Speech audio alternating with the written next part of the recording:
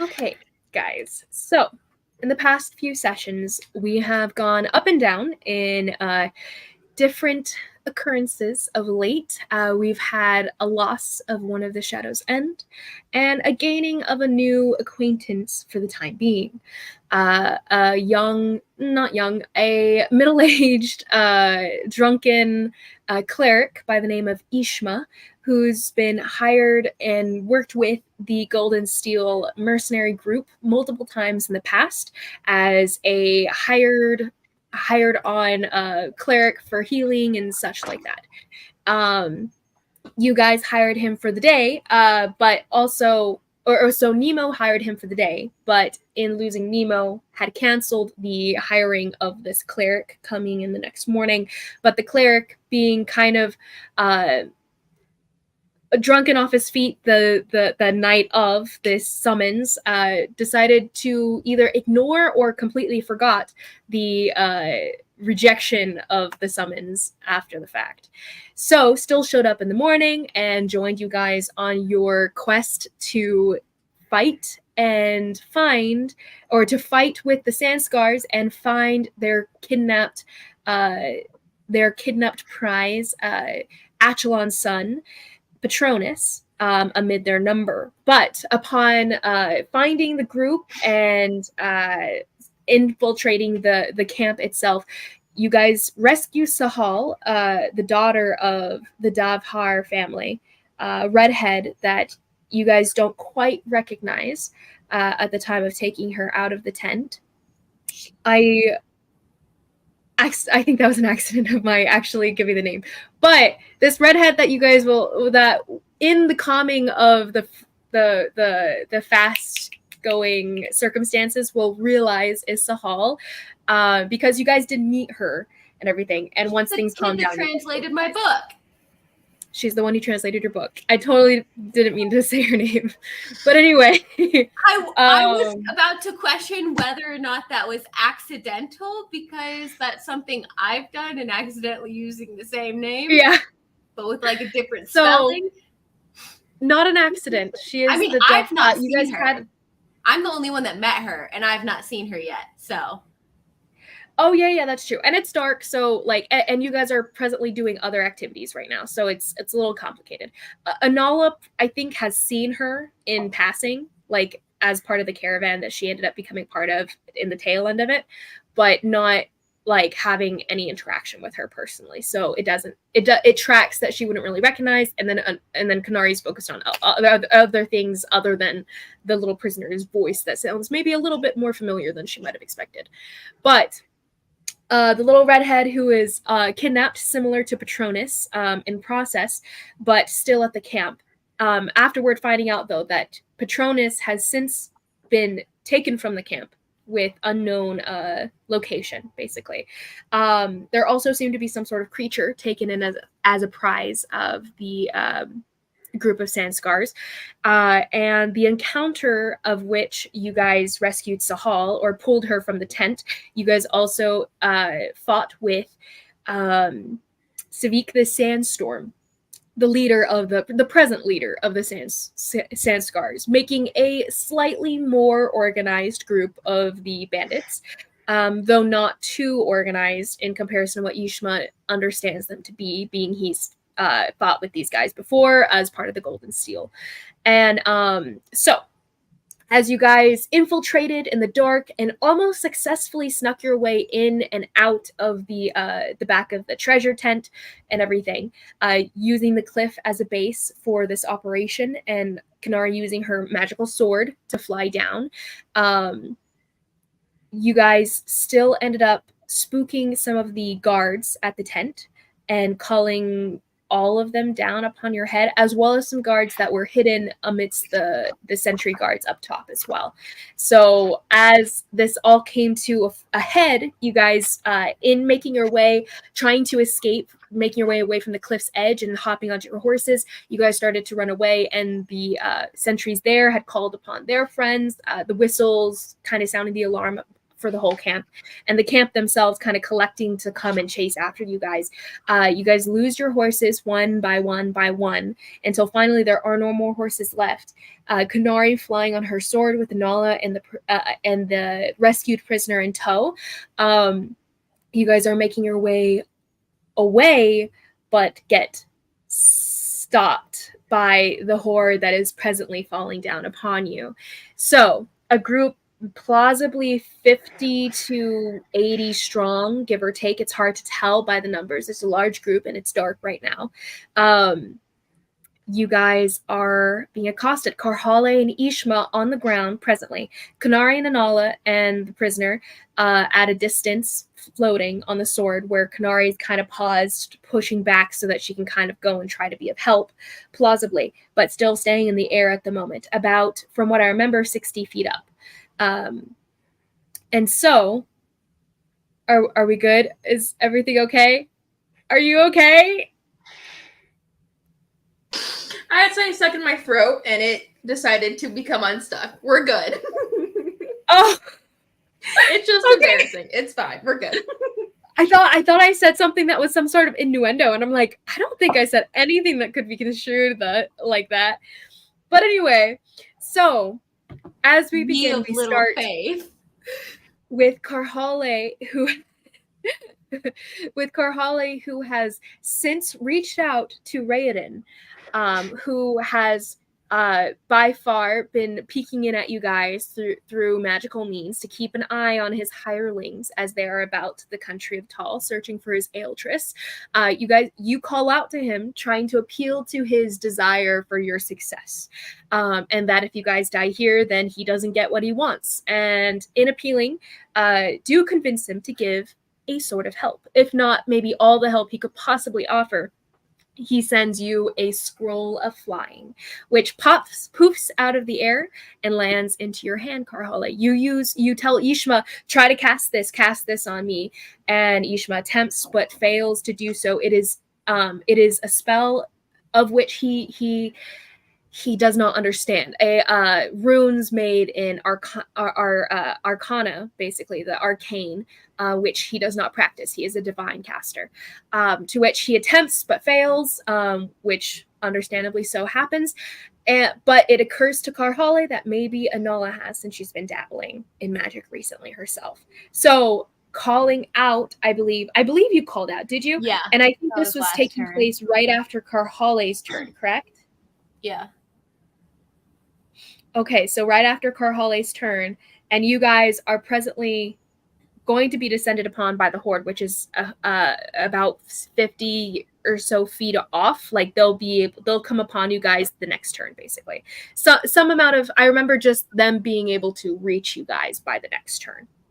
Yeah, all I remember was, oh crap, Anala has one shot at this. Yeah. So there's a shot. She has a chance. She does. And so flying closer, as Kanari and Anala had already stated that they were, I would say they'll get within a distance where Anala could plausibly reach Karhale and them if she jumps off the sword or Kanari descends to the ground. But how do you want to approach this then? Kanari, who's the one flying them closer. As you see this horde in the distance rising up in anger and frustration at some possible infiltrators to the camp itself. They apparently don't take too kindly to that. With you see Sandstorm Savik, or not see, but Nala can see Sandstorm Savik kind of leading the charge here. Not quite leading, but definitely amid the horde with the flaming sword that's kind of a beacon in the night. So, Kanari, how do you wish to do this? As you see, if you descend to them, you will be amid the horde once they descend upon your friends there. You could also drop Anala off, keep the prisoner with you on the flying on the sword. It's up to you how you would like to do so. But you know that Anala needs to make it to Karhale based on Karhale's shouts as of yet. I could hypothetically carry them both, right? Hypothetically. We'll have to see. Oh, no, I don't like that. Okay. How Canary much can I will lift? I've not actually tested this. How much can I lift? Canary will head back to the other two. And I will hover like right next to Carhale. And I will hold my action to dash after Anala gets a chance, like basically waiting for Anala to try to do her thing. And then so you're gonna Okay, so you're waiting for her to come back to you, basically? To go? Wait, what? Sorry. Good question, actually. What'd you say? Telling you're holding your action until Inala like either hold on, let me phrase this correctly. You're holding your action until Inala signals you what to do. So either get her back on or I figured Anala, if I'm hovering next to you, Anala could just stand on the sword still and read the spell scroll. Like, she doesn't have to get off.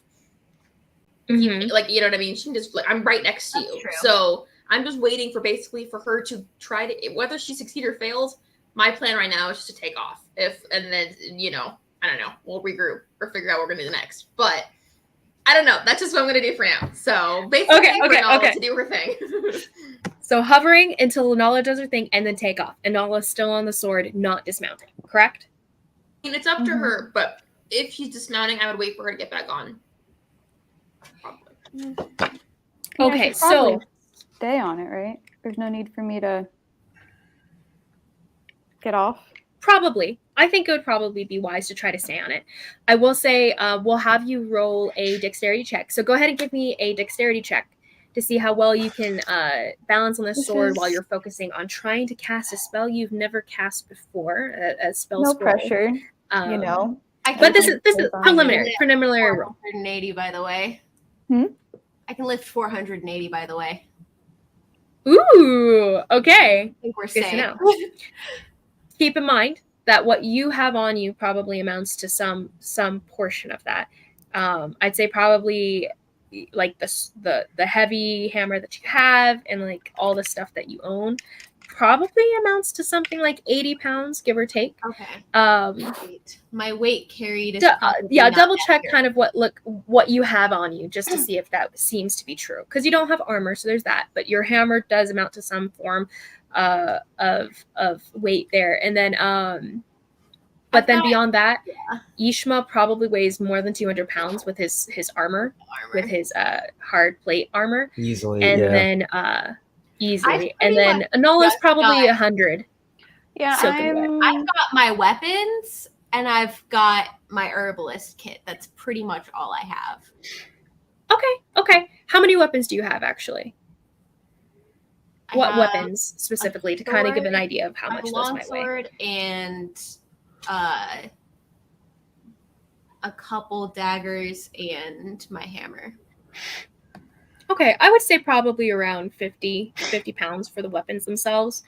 And then, so honestly, you probably have enough to carry both Yishma and Anala, though it will be coming to your limit.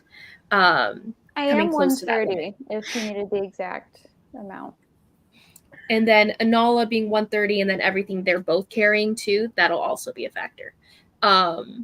So just keep that in mind. We'll have a roll for it. But since you are the strength score that you are, it won't be impossible for you to do, like it might be for, say, Yishma or Anala. So what was your roll, Anala, for your dexterity check? Preliminary check. This will just determine whether you can stay standing on the sword or if you'll lose your balance a bit and lose your footing and have to step off of it to cast the spell. 18. Really good. Okay, so you're balancing like a champion. I will say you do have to pass your hold of the Devar girl over to Kanari. So Kanari is going to be having her hands on hers so that your hands are free to cast this scroll. As you take hold of it, it's glowing. It's got this bluish, purplish hue to it. It's got these lines, these runes written all over the front of the page that are pretty confusing to you right off the bat because you're not super familiar with this stuff yourself, but you have been dabbling, so you do grasp the general meaning, and you start to sound out the sounds that you'll have to make to cast the spell. You start to figure out, okay, these are the motions that I'm going to have to use, and you start to realize, okay, maybe I can do this. And as you start to speak, trying to cast a spell of which you haven't cast before, go ahead and give me an Arcana check, please. The DC is, I believe it's 13. Let me double check. It was because Nathan rolled a 12. You got this. Mm-hmm. I believe in you. You got this. You got this. No one look at me. I'm really No sorry. one's looking at all. Oh, thank goodness. Wait. 24. Holy! Oh, yeah. Oh my Mother goodness. Okay. Just So as Inala starts to speak the words, you guys almost hear this ringing tone in the words as she speaks them. This like the sound of wind and the sound of air all mixed together in as one as she starts to speak the language of magic into the world. And she looks upon Karhale, who's the one she's casting this upon. And you guys see a little bit of a swirl of sand that rises up around Karhale. And Inala successfully casts Fly on Karhale. Karhale, you feel your body lift a little bit as happy thoughts and everything of goodness rises within you. Is this a bad time to say that I'm afraid of heights? And her legs kind of like swivel beneath her yeah. as she's rising off the sand. All right. And the See, horde guys. itself, you guys hear them like crying out, like all the loud roars and war cries as they come down upon you guys, riding and the pounding of their hooves in the sand. Ma'am, So that loud. is cultural appropriation. So please. Whoa. Totally different culture. I'm pretty sure all DMing is a little bit of cultural It's appropriation. true. It's true. It's true. It's true. But as this horde starts to call out, Kanari, you see Inala successfully cast this spell, and you start to lift off with her still balancing behind you, and all three of you guys lift off with Karhale following close behind. Karhale. Oh, and I grabbed Ishma. Yeah, okay. Leave him. Comes up under him, underarms, pulling him up. It will slow Karhale down a bit, but you guys all are able to fly at this point. As you guys lift up, I'm gonna try to go like at an angle going higher up so I can get out of their range, even though I really don't like this. I trust Raiden's magic to not drop me. and cast through Inala. Inala, by the way, the surge of power that comes through the scroll into yourself is stronger than any surge of magic that you've able to accrue for yourself yet. But you feel like it might be soon in coming, hopefully. Just a taste. Just careful. And so, don't want to be another Nemo. As you guys lift up together, Ishma being carried a very dead weight for you, Karhale. It's difficult to lift him, and the plate armor has no time before been as ridiculous to you as it is in that moment. Being that you don't need armor yourself, irony or something. Him being literal dead weight. Is that irony or something? Maybe metaphoric. So as you guys lift up off the ground and the horde itself converges on empty space, and they all look up at you guys with anger, mixed feelings of fury and awe, they lift out some bows to try to bring you guys down before you guys get too far away. So you have 50 feet of flying speed, Karhale. You won't be able to lift off too far before they actually descend upon you guys. I would say you guys get a little bit of a ways up, probably right above their heads, give or take. But they will be basically converging on that area before you guys can get any real distance. Can I position myself between Inala, Kanari, and the kid, like, position me and Ishma between them and the horde?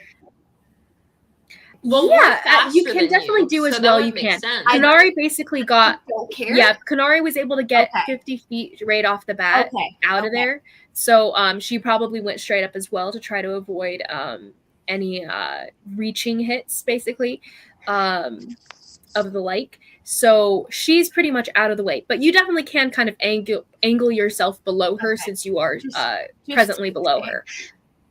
Yeah, as well as you can, being the first target that anyone might target. So as the horde comes down below you guys, and you guys can hear their cries and anger and shouts in Talon, some of them saying to Kanari's and Ishma's ears, of the like, shoot him down, take him, don't let them get away, all those things, all at once, a cacophony of sound as they bring out some arrows, and you guys hear the of different arrows being shot up towards you guys. So we'll take this as just a hailstorm of arrows, actually, at this point. Cool. So go ahead and everyone give me a dexterity saving throw as just a hailstorm of arrows. I'm not going to bother rolling for this because it's just hundreds of arrows coming at you I guys. have advantage on dexterity saving throws against effects I can see while not blinded, deafened, or incapacitated. Nice. Woo! Nice. Wow. I'm sorry, Rogue. Did you just roll badly on a dex save? I know, right? If you consider a 1 bad, then yes. Girl. Oh, well, Inala, keep in mind, you have evasion. That is true. So You're always fine. remember, you have evasion on dexterity saving throws. So no matter what, you can only ever take half damage from dexterity saves because you're just so quick. So in the air, you guys see kind of Inala doing this like little balancing trick of like she kind of wobbles and doesn't quite do it as gracefully as she plausibly can. Yeah, Kanari also has evasion, but she is still like whoop, whoop, whoop, whoop, around all the arrows that are shooting up towards you guys from the ground.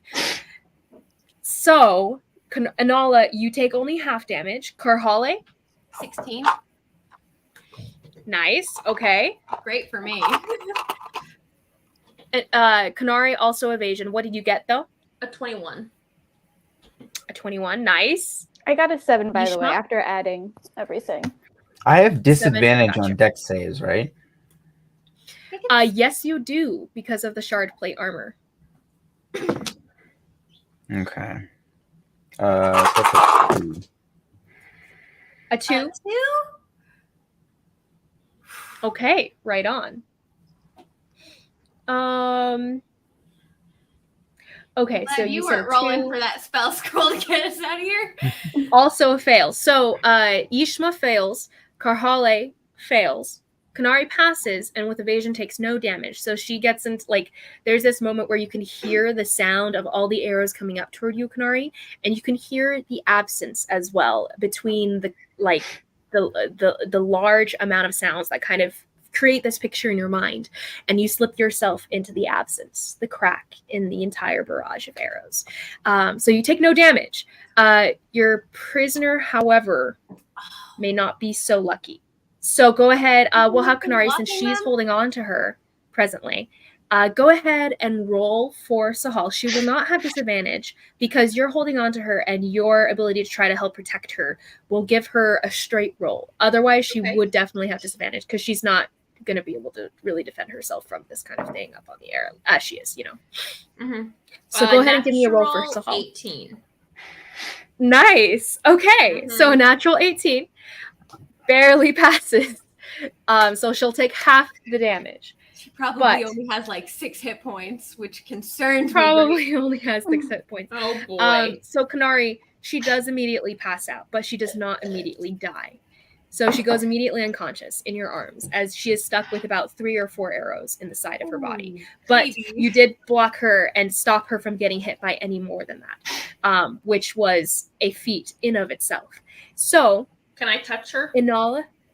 Yes. You can definitely touch her and wake her up. Give her, and she breathes in. I don't know in like fear, and she's panicking and she's shaking and she's a little bit hyperventilating, but it's fine. She's awake.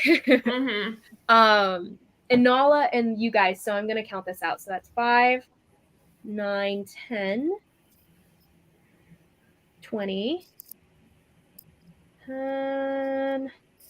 31 times. Okay, so you guys get hit with. Ooh. Okay. Is it So more than 74? this is 93 points of damage to anyone who'd failed. So this is a large bunch. I'm not raging. This isn't halved. I didn't have the chance to rage. This is I'm not down. halved. You have bonus action. Could she have So raged if she knew we she was going fall into it? and then It's a bonus action. take Yes. more damage. Could I have rage? Yeah, on my we bonus could say you action? could. I We could didn't say you get- raged. Yes, we can definitely say you raged because you would have had the time to actually do so, and it would have made sense I for was thinking. Holly to I do was so. thinking I wanted to rage, but it wasn't my turn, so I didn't say anything, and I thought it would be Mhm. fine. All this Did was kind you of converging at the fail same your- time, your so you check can for definitely Holly? rage. No, am down. if I can if I raged, I'm good. But did you I'm fail your Yes, check? so we'll say you can definitely rage because that would have made sense for the whole scenario there. I for you to would have once you raged could if I had had the chance to verbalize it. I am Mhm. down. Ishma, Nala is out. Oh Ishma? boy. No, I'm fine.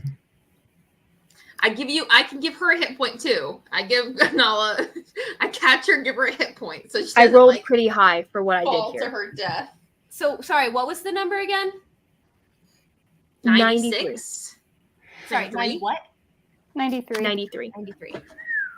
Which So split in 46 half points is of damage. exactly my HP. Rounded down. Right? Or rounded up? I don't remember. It's rounded So, down for your Inola. damage and rounded up Oh for my enemy's word. damage. Inola, you Okay. took only half of that. So that's going to be 93. 46. It's, what was it? 46, 46. yeah. 46 and a half, yeah. Well, Okay, halves so don't count. you're out, right, Inola? Well, I didn't know it rounded up, so I guess I'm not out. Oh, you've I'm got very one? close. I have one. Nice. Okay, so Anala takes like 10, 12 arrows to the side of her body as you guys are coming up from this hailstorm, and it's painful. They are all sticking out of you. You feel like a porcupine, Anala, and your vision kind of wavers, and the darkness starts to creep in at the edges. But you're holding on, and you're still holding on because Kanari ends up shaking you as she didn't take any of this damage. You probably took the brunt of the arrows coming in that direction. But she kind of shakes you awake, and the darkness creeps back, and you're still up. Ishma, are you out? I'm fine. Woo!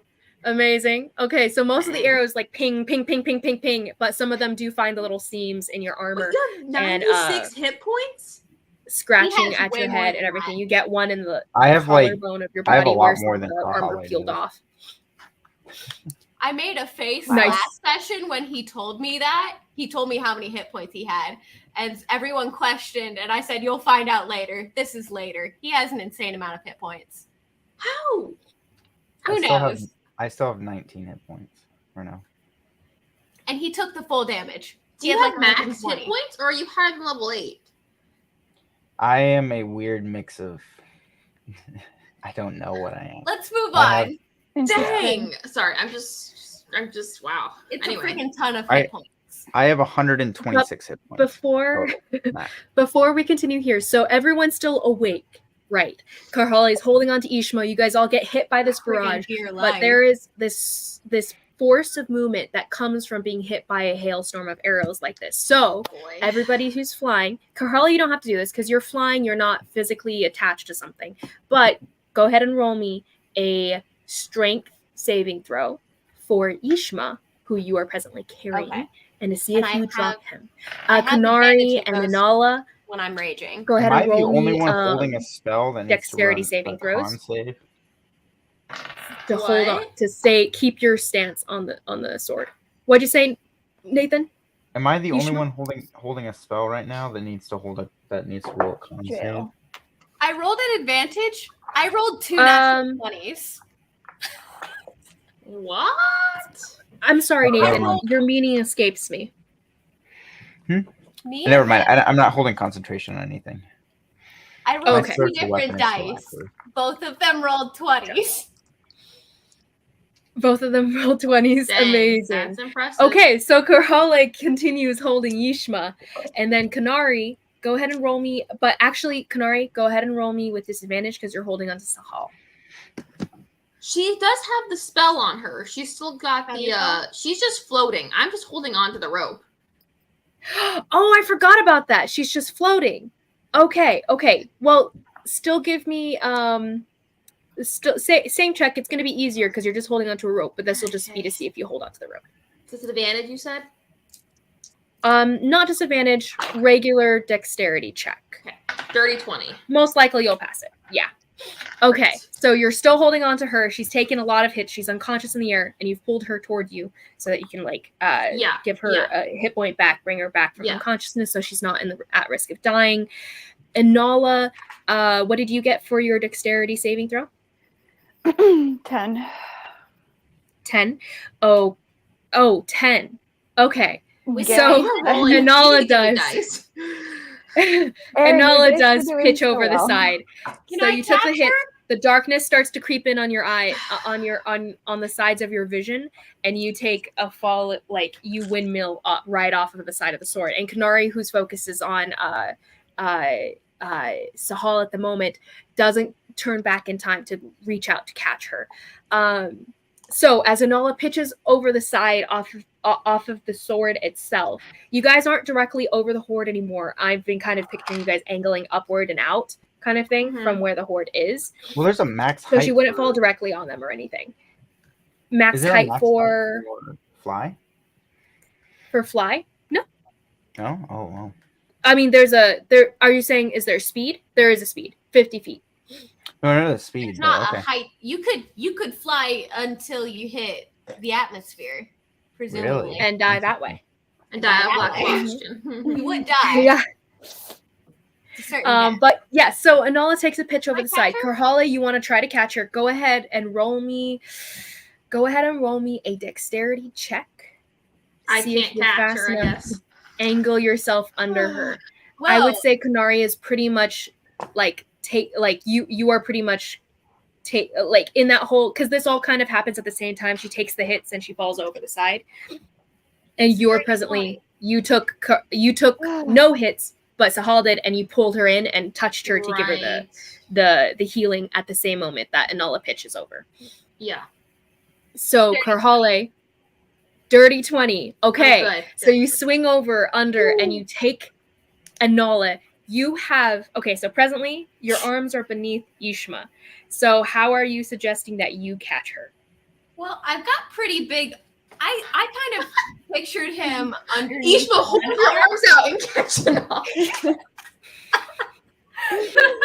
So you I could have shift him over to myself one having, side. like, him over one shoulder, because she does not care about the dignity of this guy whatsoever. So she kind of has him over one shoulder, and I'm gonna try like hell to like grab her like this from out of the air. So like kind of angle myself upward and like try to snatch her in the air. Okay, so you angle yourself up, snatch her in the air.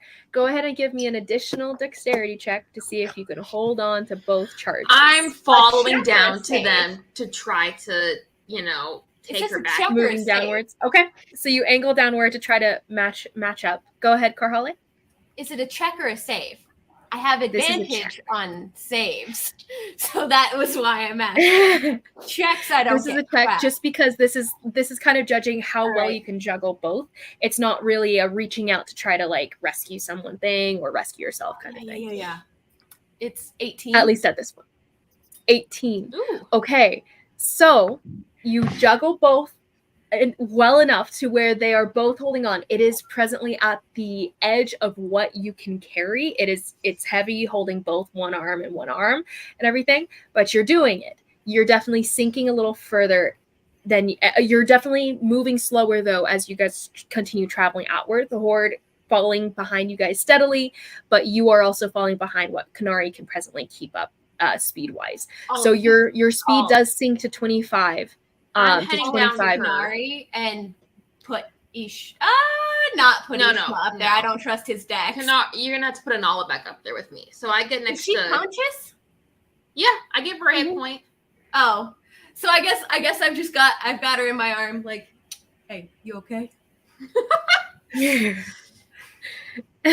And she gives a little thumbs up in Not the air. the time or the place. I pull up next to you and like, come on, get back on. We gotta Time go. or place for what? I'm just asking if she's okay, and then Sure. put her back on the sword. I know Duska's been gone for a while. It's okay, and I'll take off. So she takes off, leaving Karhala in the dust, very bewildered. Just for the record, this is not the time for this conversation. Yeah, you're shouting at my back. Like, never mind. And she grows quiet and follows after you as you guys continue flying off. As the group, the horde itself is trying to keep in with distance within, trying to keep up with you guys as well as they can, but they steadily do fall back as being on the ground is more difficult to travel than being in the air is. So you guys slowly but surely lose sight and out of earshot of them. And you guys are flying amid the desert, going in and beginning to make your way back toward the city, I'm assuming. Do you guys intend to try to sleep out in the desert as Sahal is presently still passed out behind you? Kanari, you woke her up from being unconscious, but she's still out being a normal person and everything. Yeah. As you guys are flying, I would say that the spell does wear off for her. Right. It doesn't last super long, so we have to land and start walking. Yeah. And so, starts to weigh you down. Karhale starts to weigh down. Well, Karhale, it only lasts for about an hour. You guys fly till you guys are out of sight and everything. Okay. But the flight does start to wear off, which you do feel Karhale starting to lose kind of the sense of weightlessness. So you start to drift toward the ground around a little bit after Kanari had already started to be weighed down and started making her way to the ground, to be honest. And you guys get to the ground and seem to be alone without the horde at your back anymore. I'm going to go check out the kid and remove the arrows from the poor little thing and try to patch her up as best as I can. Okay. So you start to remove the arrows. Go ahead and roll me give me a medicine check. Okay. As you start to do as well as you can without dealing more damage to the poor child. It's like 8. 8. Solid 8.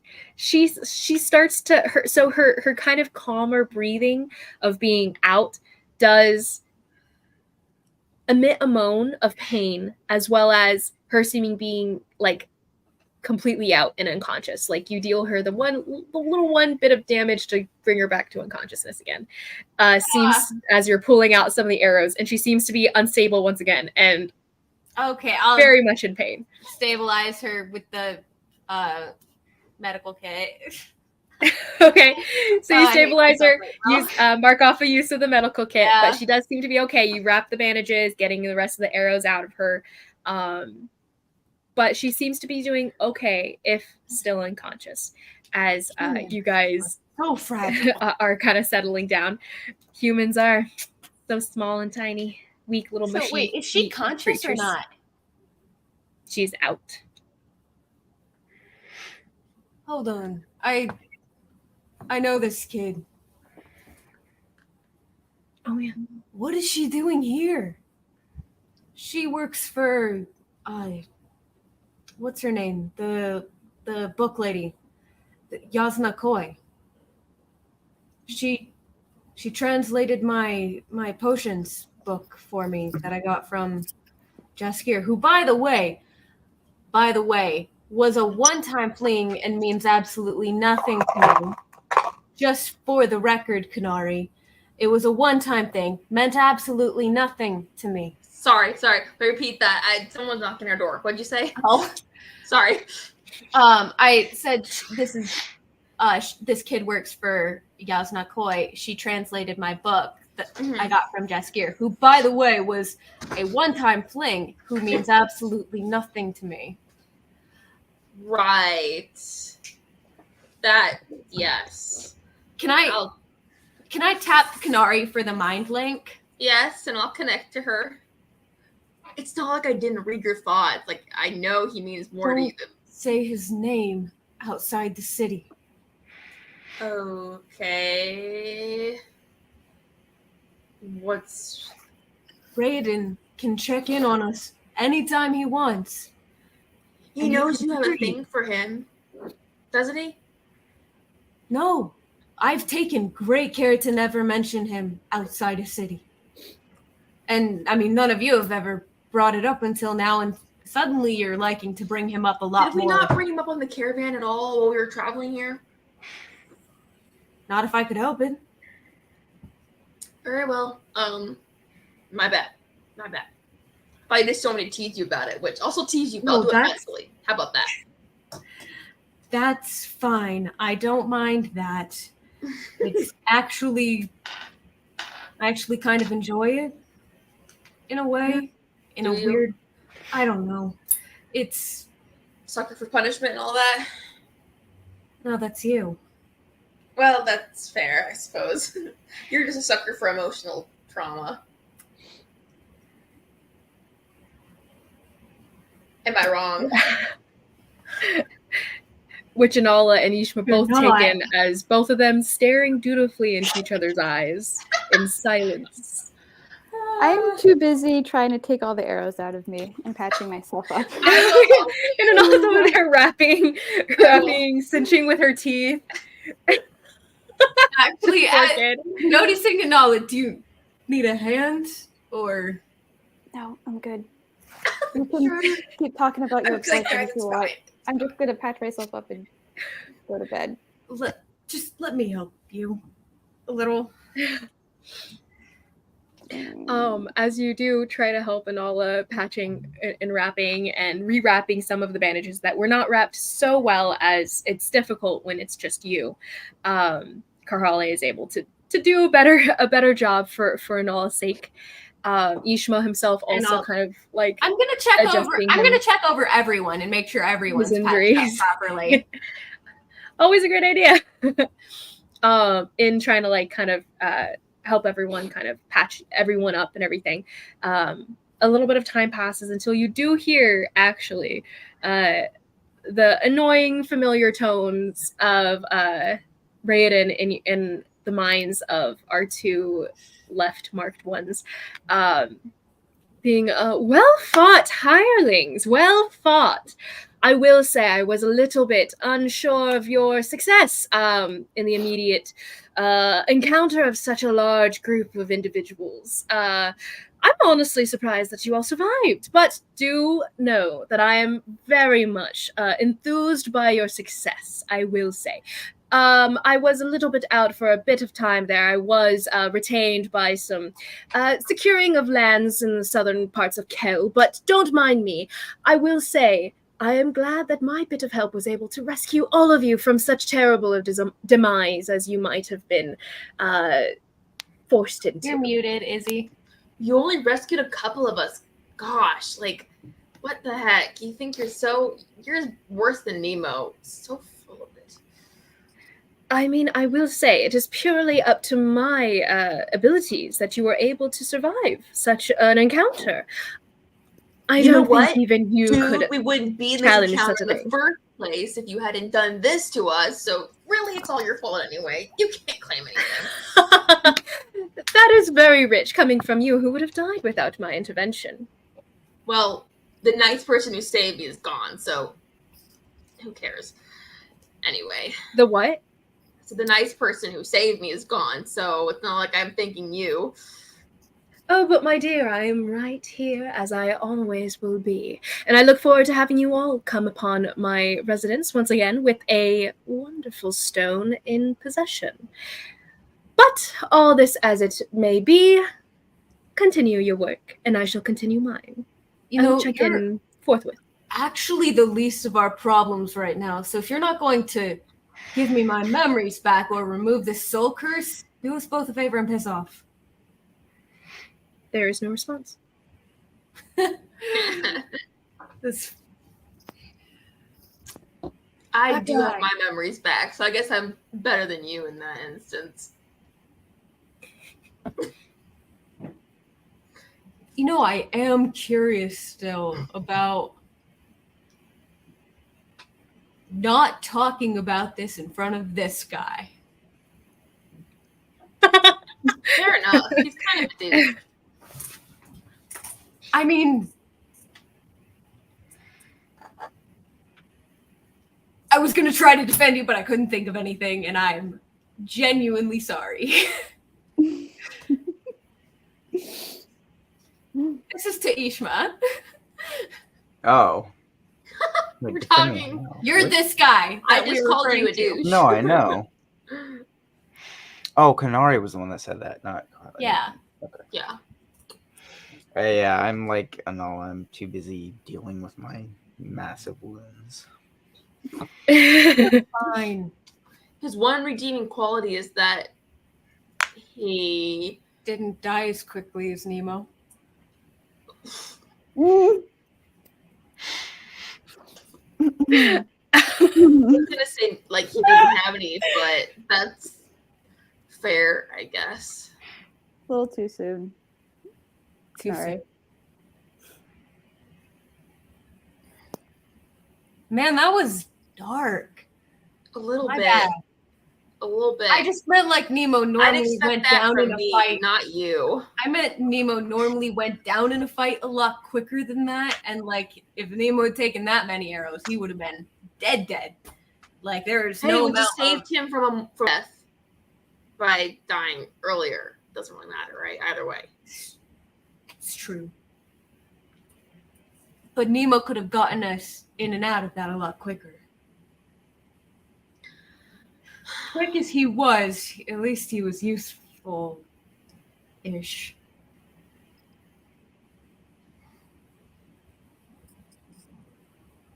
So the wind of the night and everything, it's very hot in this desert. But since the sun is down, it's not as hot as it could be. The timing seems like the best for travel, but it is up to you guys whether you guys want to continue or settle and in for the night and try to rest up, heal some wounds and whatnot. I should probably get a long rest, considering Yeah! how close I am to my Or mouth. should we at least take a short rest and roll some hit dice so we can make it back to town without That's giving them true. too much time to possibly scour Let's the do other that. forest? Because we don't want to, we don't want to give them too much time to try to find us. Because you can roll some hit dice and all, and then you should be up to Yeah, I a bit of could. health. Yeah, let's roll some hit dice. Okay. Everybody. Everybody's short rest. Go ahead and roll as many hit dice as you'd like.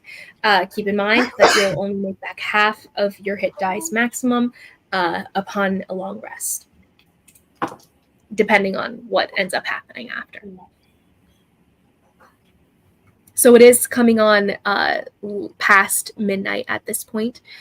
Traveling on from here will put you guys into the early morning upon arrival back at the city, since it takes about a full day's travel to get to and from where you guys are at and back. It normally would be 2 days travel, whereas because Karhali's traveling cut lets it not be so with Wapiti at her back. Mm-hmm. Mm-hmm. So any hit dice you guys regain, go ahead and mark those into your back into your HP, and you guys can begin traveling back. Well, there's something else we're out in the desert for, or was that it? Or are we gonna head back and then We were head going to get back? Patronus, but he's kind of not there. We don't know where he is at all. Do we reroll ones or no? Square? For- Not for hit dice, not for this hit dice purpose. only for rolling HP, like Rollies. final HP. Yeah. Okay.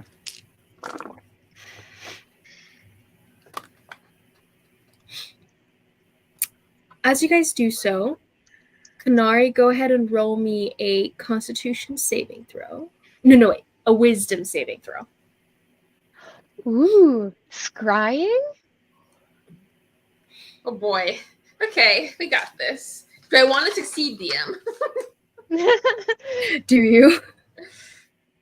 Because there was one time You I tell think, me. in Josh's campaign where he had to roll wisdom save, and it would have been better if I failed because it was like allies looking for us, and I was like, but I succeeded. Oh, yeah. So Yeah, that was an interesting thing. 16. 16. Okay. You're cutting And in go and ahead and roll me one more.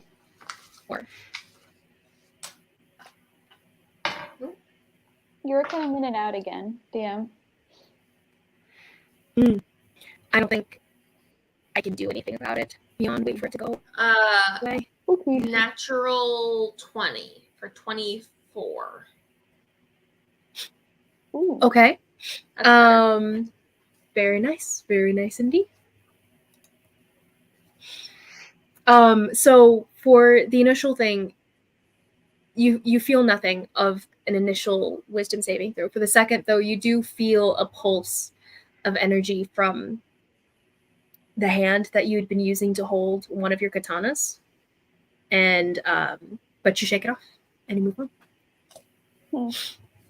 I feel a You- pulse. And you felt some sort of Ah. pull, to be honest, but Huh. you shook it off. Okay, the So, second one was higher. as- I'm just making sure I got that straight. Mm-hmm. Okay. Yep. The first one you have no inkling of, but for the second there was this Ah, pulse of a pull, okay. like this pull Guys, it's gonna corrupt that was within me. your body. We'll see. So, as you guys start making your way back, healed up a little bit as you guys took a breather, and you guys continue back. Sahal's still unconscious at your guys' back, but probably at this point being carried by Karhale. Kanori, do you still try to travel on your sword, or are you walking with everyone else? No, I'll walk with the group. Okay. I don't see As a you need guys to are, fly ahead of them really too much. As you guys are making your way back, go ahead. Are you guys trying to travel without leaving tracks behind you? Trying to keep as well as you can, leave no trace. Yeah, Best as we best we can. can. Okay, that's just determining to me how fast you guys will be able to travel. But go ahead and give me stealth checks as a group as you guys are Can traveling. I? Oh, Mhm. wait. Has it been? Oh, I think that's every long rest. Dang it. I'm just double checking to make sure. I believe Well- my task without a trace is every long rest. Yeah, probably. I believe it is. I get it mixed up with my. It's a druid thing, right? Mm-hmm. We would probably cover our tracks, but once we got closer Yeah. to the city, it probably wouldn't matter as much since there's traffic to the city. You know what I mean? It wouldn't necessarily be Yeah. like our tracks, but like, I don't know. Just my thought, my opinions. It's true. It's true. The Oh, wind is not no, so strong, thought but it's not so task weak without a either. It trace, might also help. I have it twice per long rest. Oh, sweet. It says Nice. twice. Amazing. It says Cool. twice. Okay, so pass without a trace. You cast on everyone. Karhale immediately kind of bending down to the sand and requesting its help in this, and the earth itself as you guys are moving, and for the sand to kind of remove any trace of you guys from the desert as you guys move through it. So the sand acquiescing to Karhale's request, you guys seem to travel smoother That's still only and like a faster +10 without though, right? leaving any trace. It is a plus Yeah. 10. So go ahead and give me Only a plus everyone's 10. Well, like I an know, natural not one is only why a I'm plus saying. Like it's not like an auto pass. Dude. So lovely. So go ahead and Well, hopefully Karhale, we roll Kanari, and high. Nala. Mm-hmm. He does account for 2 failures in this. 17 for me. 17. Pass. 24. Pass. Wait. Stealth check. You also have advantage in all it because you have your cloak. Get that cloak. I had 26. Nice. Okay, you, He's Rogan. you literally can't So- roll low on that. No. despite Yushma's kind of loud clank, clank, clank, clank, clank movements as you guys are making your way back to the city, the rest of you guys are able to help the travel go smoothly enough that the loudness and the disruption of the sand that he creates does not does not actually draw attention to you guys as you guys make your way back to the city. So as the sun is dawning a little bit later because you guys were traveling slower, trying to stealth and everything, you guys are coming upon the see the city at a distance by the time the sun is actually coming up, and by the time you actually make it there, it's already close to later afternoon. As to how slow you guys had been traveling, but you guys make it to the city. Tired, very, very much on 1 point of exhaustion, as you guys have not slept for the evening. But you guys can sleep now if you'd like. But if you guys continue the rest of the day, you will have the point of exhaustion from then on. I believe Karhale still has a point. No, she lost it, right? She has nothing, right? Yeah, I lost it. Good. I So thought you only lost return to the one. city. Didn't you have 2 or something?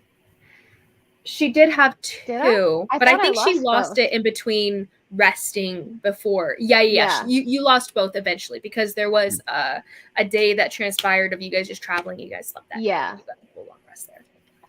But yes, you're right, Nathan. She did initially have that. I had 2 for a minute there. So good job, Nathan, on remembering. I need a pencil. Okay, so now coming upon, let's see, Sand Scars, coming upon the later afternoon of the 28th. You guys are coming upon the last couple days of Atoll's gentle repose state, to where you guys will have to spend another 100 gold to recast that upon her corpse, as well as you guys have 5 days officially until 1, 2,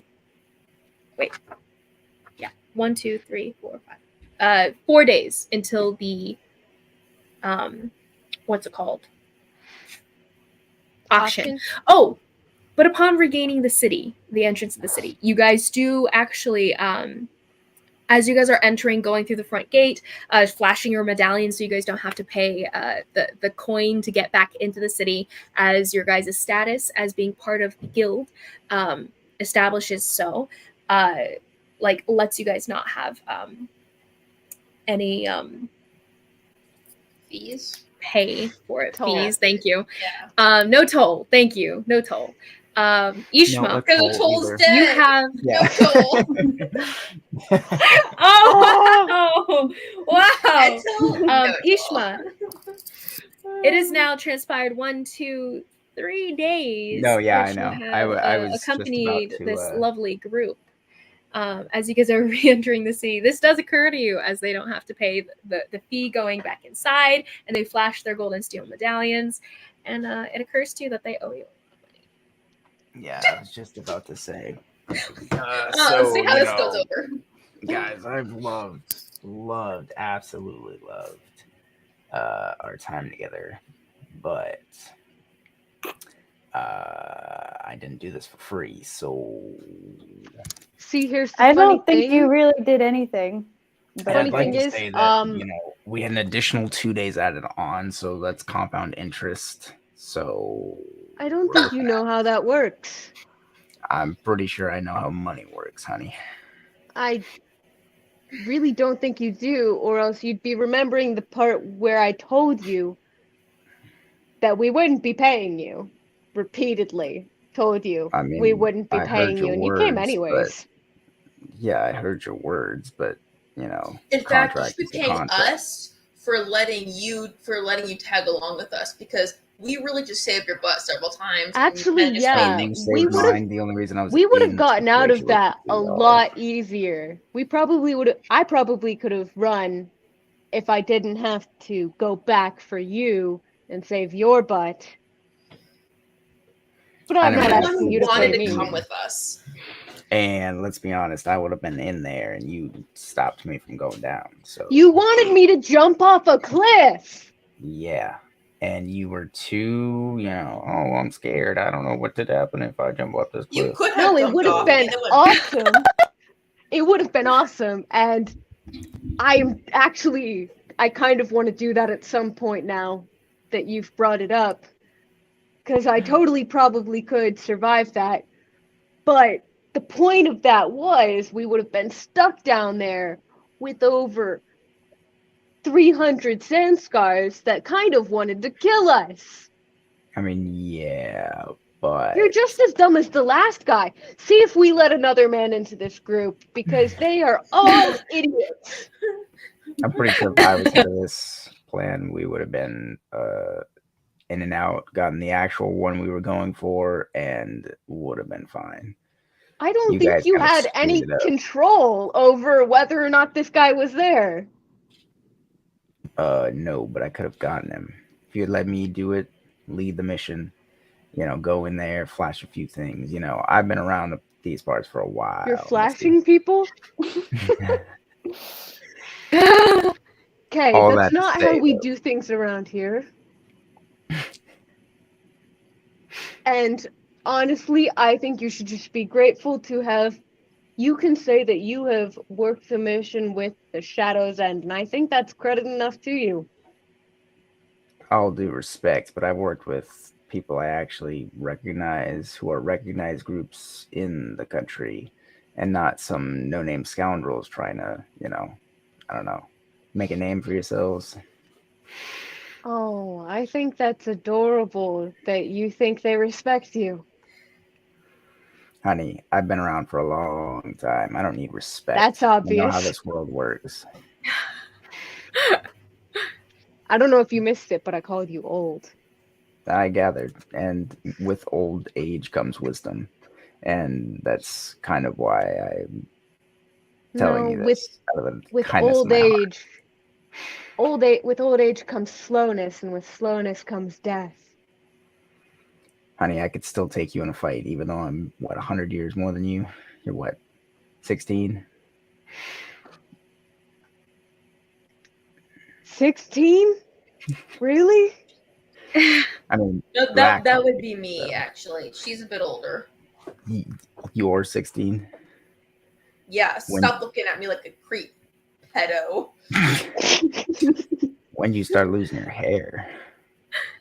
12? I was born That's this way. impolite, Yeah. first of all. Have you taken me to be a polite gentleman, kindly person? No, that's true. It is quite tacky to ask people for money, even though they told you weren't getting paid. Just But because look, someone tells me I'm not I'm- getting paid for a job doesn't mean I'm going to take that. If everyone told me that, I'd be broke. I did my job. You make so You owe much me. sense now. Everything about you makes sense now. Does it? You're finally gathering. It took you long enough. I don't want to keep you guys. I don't want to keep arguing Then go. hammering the same point. But I need my money. So you can either talk to the guild or you can talk to me, or I don't know how we want to settle this. But How about you go find somewhere where you can actually do something beneficial for them and get paid for an honors day's labor? I don't know about you, but I'm pretty sure that Munir would side with us on this one, in that we canceled your services. You got your cancellation fee of 50 gold, by the way. Got your cancellation fee, and we told you we weren't going to pay you if you came with us, and you came with us anyways. you're trying to tell me that you would have survived that by yourself without my help. Okay. Here's what I'm going to do, and I want to be clear. This is not because I like you, and this is not because I think you deserve it. It's mostly just because I want you out of my face. You can get a cut of this job that we just pulled for the guild. You can get part of the cut, because you did help. and your services, while not hired, were appreciated. Will that make you happy? I mean, all I came here for is for the money. Whether I get my money or not, that's all I'm here for. So, if I get my money, I'll be out of your hair. Okay. I will go discuss it with Munir, and let's get this kid back to where she belongs. Is she still unconscious? Yeah, you guys haven't rested at all. She took a short rest. She can't breathe and become unconscious. I mean, she's okay. I mean, she's like I will a regular kid. I will give her the rest of my 6 hit points, which is probably almost what she has normally. True. So you guys see Kanari reach over. Come on, cleric. Kind of sleeping, Cleric's not gonna heal her. The only spell that Liz has on here is mass healing word. I'm not going to do that for one person. You could have done that for all of us. Mass healing word does 1d4. It's not like it's like. Yeah, either way, done that for all of us. And also, I could have. When would I have done that? By the time we took during damage, our short rest. Okay, but. All right, Mr. Servant of Taylor, tell me all I need to know about Taylor.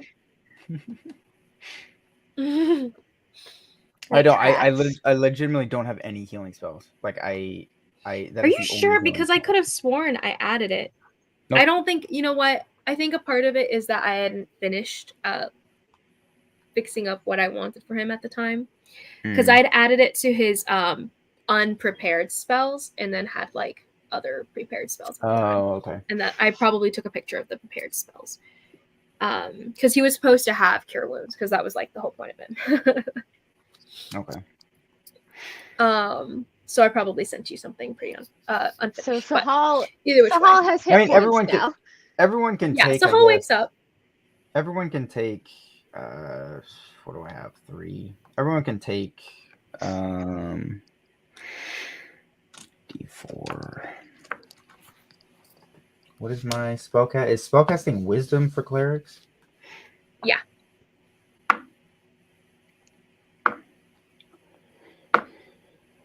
Seven, 8.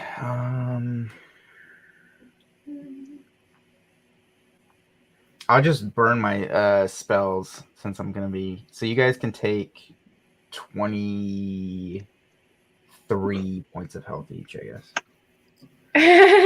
This would have been nice before we rolled hit dice. Can I take back my last 2?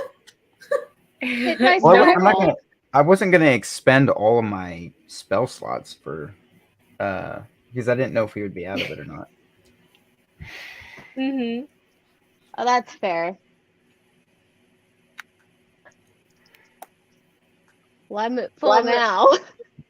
In that context too, actually, that also brings Sahal to full completely, no matter what. And Kanari, though I'd say probably this does transpire after Kanari already expended hers. So yeah, great. So no one else goes down. As you guys are re-entering the city, kind of making your way back to the crier ward where the golden steel resides, and you guys are making your way through ward after ward, not paying anything because of your golden steel medallions. Sahal does wake up kind of in the arms of Karhale, who's carrying her, very much bleary-eyed and what happened? Wait. Hey, you're good. You're good. Hi. You're fine. Hi. How are you? We're taking you home. Don't I know me? Yes. Hi. Yeah. Hi. In her head, she's gonna hear Tall calls for your blood. We are taking you to sacrifice. Wait. Huh? What? And she kind of struggles in your arms to where she falls out and lands in a little bit of a heap on the ground. Oh no! Oh, honey, I know she's kind of scary, isn't she? She's kind of big and scary. But it's okay. You can walk with me. I'll protect you from her. It's okay. Sure. I think. What are you doing here? Last I saw you, that was weeks ago, after the Cien household, Who are you? Oh yeah, you told us. Okay. I wasn't sure if you had told us or not, but I figured Yeah, I you probably did. did. Yeah. Well, what are you doing here? I mean, why is it weirder for us to be here than you? and she kind of looks around her, taking like there's a couple minutes of her just taking in what's around her and like registering that she's in the capital, and I'm back in the capital. Yeah, we pulled you out of a camp. Does that mean you rescued me from the bandits that took me? That would be us. Thank you. My deepest thanks to all of you. She kind of like her eyes kind of traveling over everyone, like recognition kind of like lighting up at every face, and she does recognize Anala vaguely. And then to Ishma, there's a little bit of confusion, but also a nod of appreciation. Turning back to Yukanari, who's kind of taken her over, and she goes, "Thank you. I don't know why. Why did you? I'm surprised anyone knew of my disappearance. I was on my way back to my family, and I hadn't even told them of my return yet." Does she match the description of the person that was like the job listing for? Yeah. Okay. Yeah, she definitely does. Well, there was like a job description to find someone who looked like you, and they thought was kidnapped. I don't know. Carhali actually reads, so I don't know. Or Anala, what did it say? I didn't You guys read actually- that listing. Yeah, I you guys can't still read have the Talon. listing with Anala can read. Anala Say had picked it Anala. up and grabbed it. Here we go. We could show her. Anala pulls it out. It basically just describes it basically describes the woman that you guys have, the young girl. There's nothing super specific, not even her name given. It just mentions that she's the Dovhar, one of the Dovhar daughters, basically one of the heirs of the Devar estate. And the person who paid for it, the party that had requested this job to be fulfilled from the Golden Steel, it's anonymous apparently, or at least it's not listed on this paper. Huh. But the price. Do you guys remember actually the ransom for it? I didn't write it down myself. I do not. Okay, Yeah, so somewhere. we'll say it's I can actually look. I can try, but I don't remember. the offer had been 1,000 gold, as well as a gift from the party requesting the note. Bad vibes. My bad vibe alarm is going off. like a some sort of treasure, basically from the party, from the third party. But yeah, it doesn't necessarily specify whether it was the house, her family's house, or someone else. So your family didn't know you were missing? Well, they knew I was abroad, but they didn't know I was returning yet, so I had despaired of the fact that I didn't think anyone would know I'd gone missing. I'd already separated from the scholar I'd been working with at the time, Miss Coy, but I don't see why she might have sought me out. I don't know. So, let me just get this straight. You separated from them and you were going where? Back home, back to my estate. By There had been a yourself? bit of a falling out with Miss Coy, a bit of a misunderstanding that had happened, and I was leaving her patronage. Okay. And So so we don't after know that, who would. you were going alone?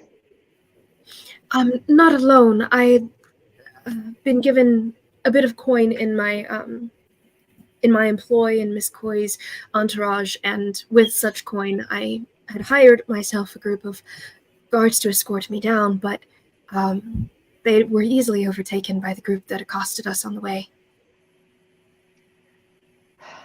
But thank you again. And she takes each one of your hands, like making direct eye contact with those who that matters for, and just like warmly holding the hand of Kanari's. Even Ishma, even though he kind of makes a an unpleasing appearance, but she does like profusely give her thanks to each one of you, and say, "Of anything within my power, I'll definitely reward each of you for your help. My family's not quite at its best at the moment, so I can't really offer much in the way of coin, but any help or knowledge I could give you, I will. I'm rather experienced in multiple different subjects." Well, I'm going to be honest. Someone did offer to give money on your behalf, and I don't know who it is, but we'd like to find them if possible. Yeah, I Rescue is definitely. lovely, but we could use the cash, honestly. Well, I'm more concerned about handing her over to someone that she doesn't know. Well, I suppose we can find out. Whoever this job was offered, correct? We could try. Also, I know we're a little more removed, so you can like think about it now. Do you know where they took the other prisoner they were holding with you at all? Did they say anything? Did you hear anything while you were there that could be useful for us? Well, honestly, to think back on it now, when you asked me initially, it was a bit frazzling to think at the time. But the young man that you speak of, you said, did you guys give the name? Yeah, She, I think yeah, I, we said.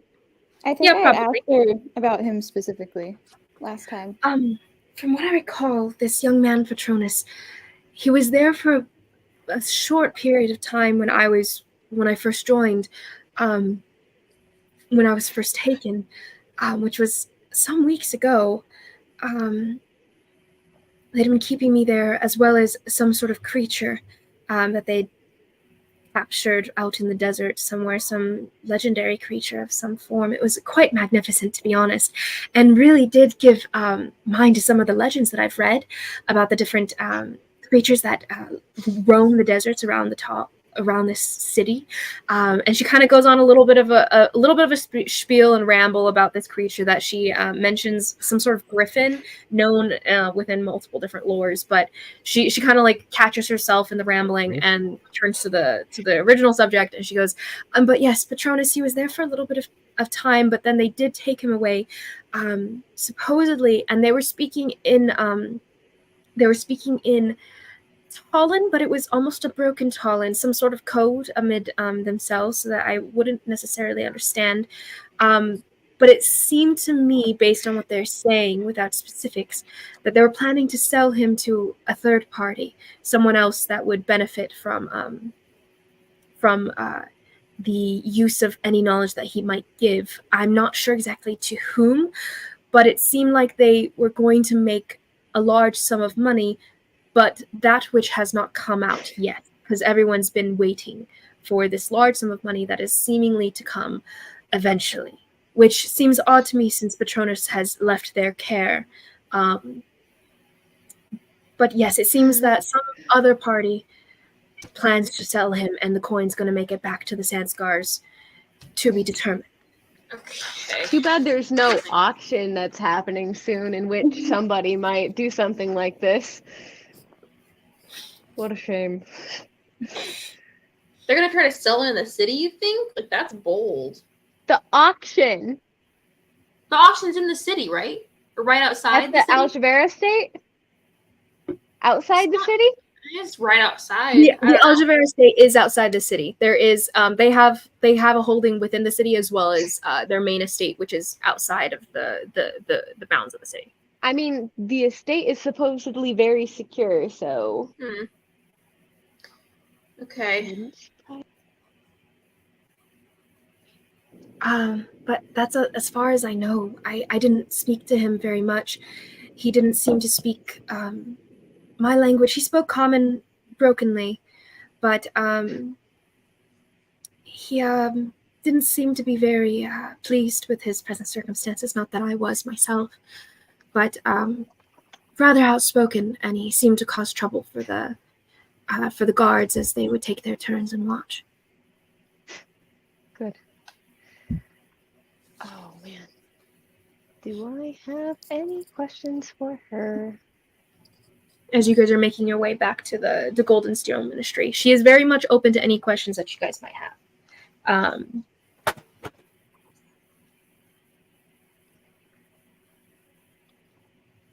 What were we gonna ask her? I don't know if there's anything that she would know. As a side note, as you guys are traveling into the city, most of there's still many signs of the morning. That's been kind of a haze over the entire city as of yet. The decorations being like darker colors and moody, like funeral tones among like any of the decorations that are about the city. But the general haze of morning is kind of lifting a bit, almost as though like the novelty of the death of their monarch is starting to wear off, but it seems like the mourning will stick around for a while, especially with this culture of a city. So but it seems like the transition of power is slowly being forgotten. Any more questions for Sahal as you guys make it to the Golden Ministry? If not, you guys will arrive there soon. See, the problem is my questions are not like common knowledge questions. They're like things that the history books lie about. Mm-hmm. So like, yeah, she'll know what's in the history books, but I don't need to know that. I know that they're not true. You could ask her to do some research in your stead if you'd like. She seems beholden unto you that any favors would be of easy giving. Ooh. Sacrifice yourself so we can bring your toll back. Dang! You can ask for that. Would you be willing to give up your life for someone you don't even know? Guys, you captured one of the sand scars. Sacrifice them. That would have been a bit of a hassle. I guess. I do have you're very knowledgeable in Talon history, right? Well, yes, that is one of the many subjects I studied under the scholar Yasna Koi, also very well studied in that subject. Her main focus, to be honest, she was very curious about the different. Well, yes. What question do you have? Oh no, here, finish that. I'm actually curious. Oh, well, she was eccentric as far as scholars go. She tended to study many things that seem rather taboo, and she kind of like looks about a bit. That was part of my draw in studying with her and under her, but it seems that perhaps a little bit more heretical than I might prefer. So part of why we have separated at this time. She also didn't seem to like me very much. I was a little bit too softly minded than she might have preferred. I mean, I don't think she liked anyone, if it's any consolation. There's a bit of a wry smile that overtakes her face, and she kind of smothers it. Nonetheless, she is a very, very learned woman and very respected amongst her circles. Heretical how? If you don't mind my asking. If you don't mind, I'd rather not speak ill of a former master. So it would require you to speak ill of her. That bad? Some might take it that way, and she starts to blush really red, like bright red, and fidget, like she's very uncomfortable in this subject.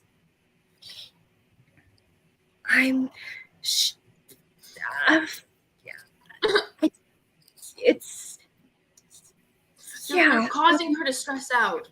What would I know about this character? Would I know anything?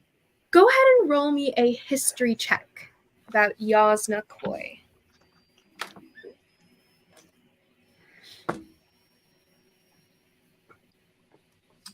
29. Whoa.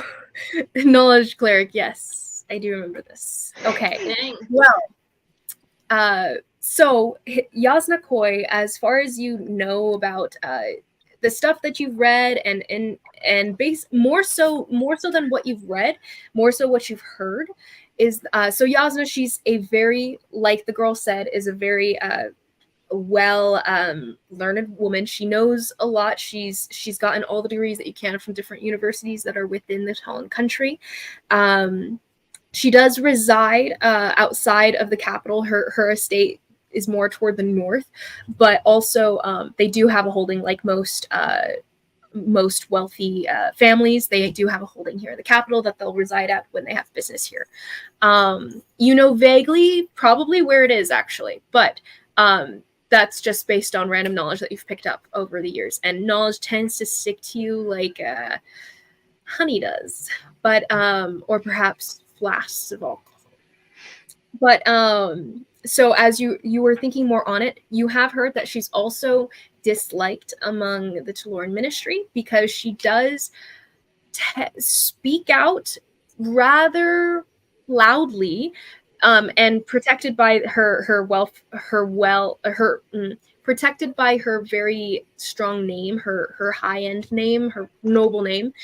She hasn't taken any negative effects from it from obligators in the ministry themselves, beyond being talked about in a bad light from the ministry. But she's also known to reject the idea of a single god. She believes that they all exist, but she also does not worship any of them. She is not quite an atheist because she believes in their existence, but she also does not believe in their sovereignty, I suppose. So there's a very strong belief there, which is heretical to the general population of Tal at the moment. And the only reason she's able to kind of get away with it without speaking so loudly, as in giving lectures on the topic, the only reason she's like allowed to get away with it is because of how rich her family is and how Sam, well known her name is. You know what I mean? But yes, so that's what Yishma knows, is that she's pretty much a heretic in everything, action, name, and knowledge of her. She's pretty much known also for the fact that she's not a very nice lady. not a very nice lady. Mhm. She's a Becky. But Becky a Becky Karen. who can help us. True. That's what Yushma knows. But continuing, Sahal does continue to fidget, blushing deeply red at the request to speak ill of Yasna, until finally she's like, isn't the weather very nice at this time of year? It's not as hot as might have been expected at this time. Do you happen to know why there seems to be a haze of bitter spirit across the city? It seems that we've passed through multiple banners that seem to mark How long have you been gone again? a couple weeks, few weeks. Ooh, I'm I not quite sure to tell. hate to be the bearer of bad news, but the Sun King is kind of dead. Kind of. Just a little bit. Ishma, it is a very big thing actually that kind of hit you. Part of actually a bit of a probably a bit of a spiral at one point. Part of like you get drunk multiple days when certain days are worse than others, but during that it was very much not a happy occasion. Like, not that you're super up on like politics and stuff like that at all, but there was a definite appreciation that eventually the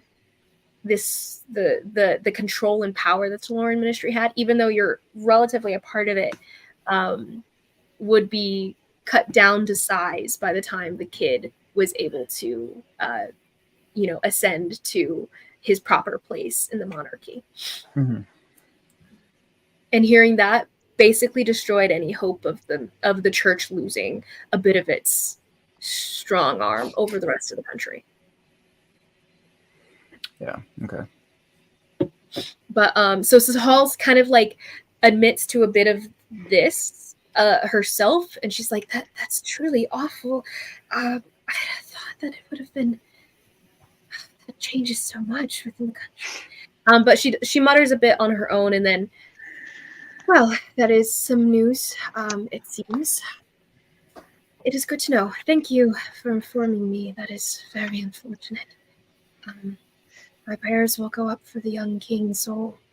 But among other news, and she starts to like kind of point out random things as they pass by, and kind of just keeping up a lower, constant, soft rambling about the things that she's seeing as you guys are passing by, and her different observations of you guys as a group, as well as like inquiring as to what you guys are called, what you guys might call yourselves if you're a new mercenary group up and coming, stuff like that. Are you guys okay with like telling her your past ventures so far and everything, and what you guys are calling yourselves? Yeah, I mean, she kind of already knows a little You're right. bit. She did hear about the Shadows, and so I mean, more she so was at the Shadows- Sienna State. Yeah, Mhm. and she's like, it seems like you guys are making more of a name for yourselves, and she does actually inquire as to your missing member, the pretty young boy that she had seen before and spoken with briefly here and there. But He it died seems like too. he died.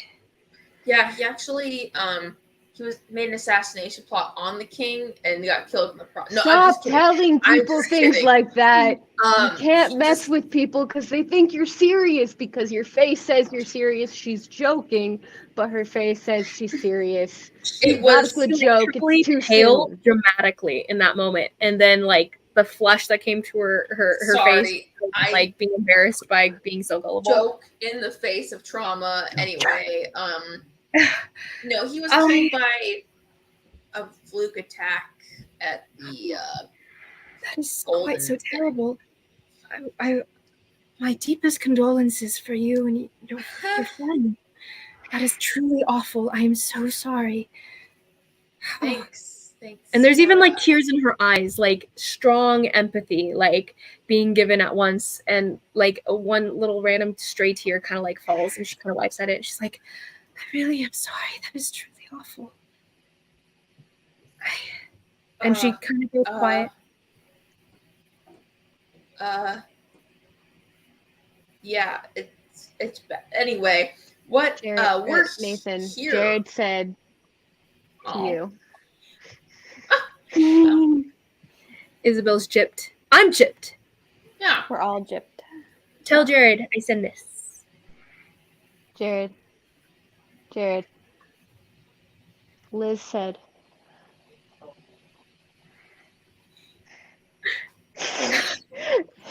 Jared. Isabel said. Give me a heart because he ignored me. Just Nathan. Amazing. He said.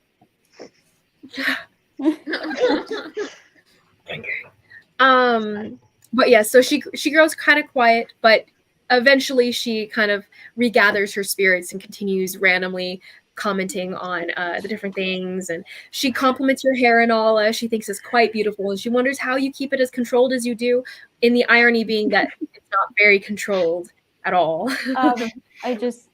I don't brush it, and I only bathe like twice a week. She goes, it gives it such a wonderful volume, and I wish I could grasp such a volume for myself. Her hair is a little bit still frizzy, but not as quite as thick and full as yours is. She goes, perhaps I No, should you said you do what twice a week? Do you think we have the time to take care of ourselves and wash ourselves every day like you do, living a pampered life? Oh, No. I'd never heard of a shower before. Did I say shower? I think you said No, bathe. she did not. I think I said Yeah, bathe, that's what she right? said. Oh, did she? I'm pretty sure she said bathe. Then. Oh, I thought you were making a joke about Ishma never having taken a shower. Wait, And I thought was that's where you're going with it. What's okay. that?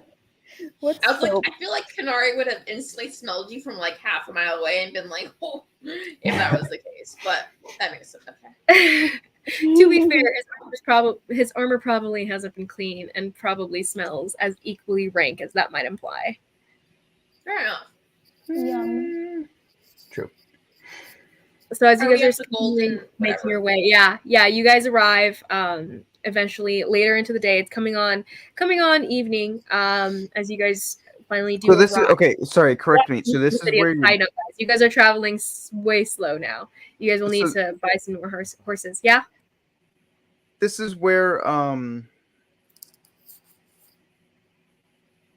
So this is where she's being dropped off, or Oh, so you guys are taking her to the Golden Steel to Yeah. claim your reward and bring her okay, back. that's right. Okay. Yeah. Yeah.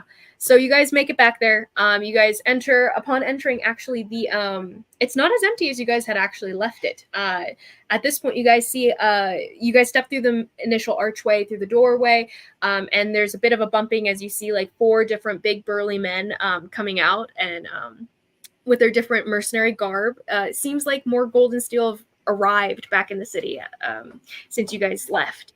They kind of brush past you guys vaguely in confusion since they don't recognize you guys, but they pass by you guys without comment as you guys make your way inside. There seems to be a pretty large bustle in the main area where the cafeteria, basically the dining hall and the bar is at and everything. And you see a large man with who's got a bit of a twisted grin. Seems more twisted for the fact that his nose has been broken multiple times and it's very crooked. And the grin that matches the crooked nose and everything makes his whole face look a little bit off to the side than it should be, off kilter a bit. But he's behind the bar serving some drinks to a couple of dudes that he's talking to presently. You see maybe 4 or 5 women in a bit of a little grouping on one side of the room. At one of the tables, you see a few women interspersed among larger groups of men. There seems to be about maybe 30 or so individuals within the dining hall itself, and there's a bit of a bustle now. It's a lot louder than you guys recall, with louder people, higher spirited people coming about. You see Hakir amid maybe 3 or 4 individuals being surrounded by them, and there's a couple that have their hands on his shoulder, kind of talking, a bit more solemn than the rest of the crowd might be, but he's kind of like the darker kind of the storm that's kind of been hovering over his face for the past couple weeks of him having lost most of his friends, most of his mercenary companions, seems to have lifted a bit at the crowd that's now kind of keeping him social. You continue through there, making your way to where Munir's main office is, and coming into the Guildmaster's room, or you see that he's already in amid business with a couple others, so you do have to wait. He kind of like shoos you away with a look, and after about 10 or so minutes, you guys make your way inside as the individuals talking to him make their way out. Both of them are actually a lot shorter than the lot of you guys actually make. They're both pushing maybe 4 feet tall and everything as they make their way through. But they're pretty wide though. They're pretty thick individuals and they pass by you. Karhali, can you be if you're I've 4 seen feet tall? dwarves Just a circle at that point. I in mean, this part of the country. Like first So time many you've ever people seen talking. What? the first time you've ever seen dwarves in this side of the country. You've seen them back in Kel and everything, but you haven't encountered any down here. And both of them with their large little well-kept beards. They're not as big as most of the dwarves you've met keep them. They're a little bit more close to the face, but they pass by you in pretty cheerful airs, but they push past you as they're rather large for the What? doorway that you're taking up. what are these fat children doing here? You call me fat? And he turns around and he looks at you, and there's like glaring as he sees the blind girl, but then looks at the group at large, and he starts to guffaw. I am better than, and he passes by and continues. Carly, help. appreciate a bit of frankness now and then. And he continues past. But his companion looks back at you guys without actually seeming to care about what you guys are or make up to be, and continues with his friend. But yeah, you guys make your way into Munir, and he goes, that was fast. I'm surprised that you were able to bring her back alive so easily. Not that that says anything about my reflection upon you, but congratulations. Come, sit down, sit down. Let me see your prize that you have won from the Sand Scars. And he stands up in his big burliness, kind of makes dwarfs Sahal, who's been pretty like diminutive coming in through the large crowds of loud, raucous people, mercenaries and everything. And she seems to shrink a little bit more as he comes up to look at her, and he puts his hands gently on her shoulders, just kind of let me look at you. No injuries at all. Seems there are remnants of something. Well, she is alive and breathing. I suppose that is all the lady calls for. And he comes back around, sits down. He goes, congratulations, you have won your prize, your first ever as a Golden Steel Initiate. Let me grab it. And he goes down below for a chest. Exactly. Sit down. Mm-hmm. Oh, who exactly, commissioned this at all? There wasn't a name on the paper, so we're just wondering who's was trying to find this young woman. Oh, well, let's see. It was a lady of beautiful appearance. I believe she didn't really want to give me her name, but I seem to think that she's of some noble household or other. Can I give him the description of Lady Lusitania and see if I it was hoping matches? it's not her. You give this description of this beautiful woman with dark curling hair, a very strong air of opulence and rich wealth, right? As well as the impression that she gives of this kind of power, this underlying power to her. And he goes, I suppose that could describe the lady that came in, but I suppose that also describes many women who have nobility about them. So I cannot say. Go ahead and roll me an intelligence check for specifics that you can remember about Lusitania. Okay. I was This will specifically determine, thinking about the Andromeda flower perfume is distinctive. Oh, you can definitely mention the Andromeda flower perfume because you did hear about that from Kanari. You mentioned the Andromeda perfume, and he goes, I'm not sure if I recognize the scent based on the name. Actually, here, I'll roll for him. Oh, actually, he goes, I'm not sure if I recognize the scent based on the name, but as far as I recognize, it does seem to smell dramatically different. It doesn't, I don't remember that scent, if I'm recalling it correctly. No, I don't think so. So this random person who didn't give you a name just came in and gave this job and left? That was there was no... I'm more just She requested that the young lady be taken care of. So, apart from the 1,000 gold that was offered for her safety to be brought here, she also offers to give a treasure to those who were able to save her. So I do have the address for her household. Oh, here. Wonderful. Why didn't you say that at the beginning? I don't know. She did not give me her name, and she did not want the young Miss Stavhar. Miss Stavhar, that is, yes. And Sahal kind of nods quietly. She did not wish for her name to be given to her. She wished it to be a gift, unbeknownst to you, child. But there is a small allowance here, and he pulls out another 100 gold from a little pouch, and he hands it to Sahal. This is to help get you home safely. Not for you, greedy boy. As well as our escorting you to where you wish to go. Oh, one of the jobs on the board, actually. But Wow. But yes, so we will escort you where you wish to go. This allowance is supposed to keep you healthy and fed and housed on your way there, and she wishes you stay safe this time. Wow. And Sahal kind of takes it in like wide eyes, looking up at him. And she goes, she leans in and gives a bit of a description. And she goes, does that?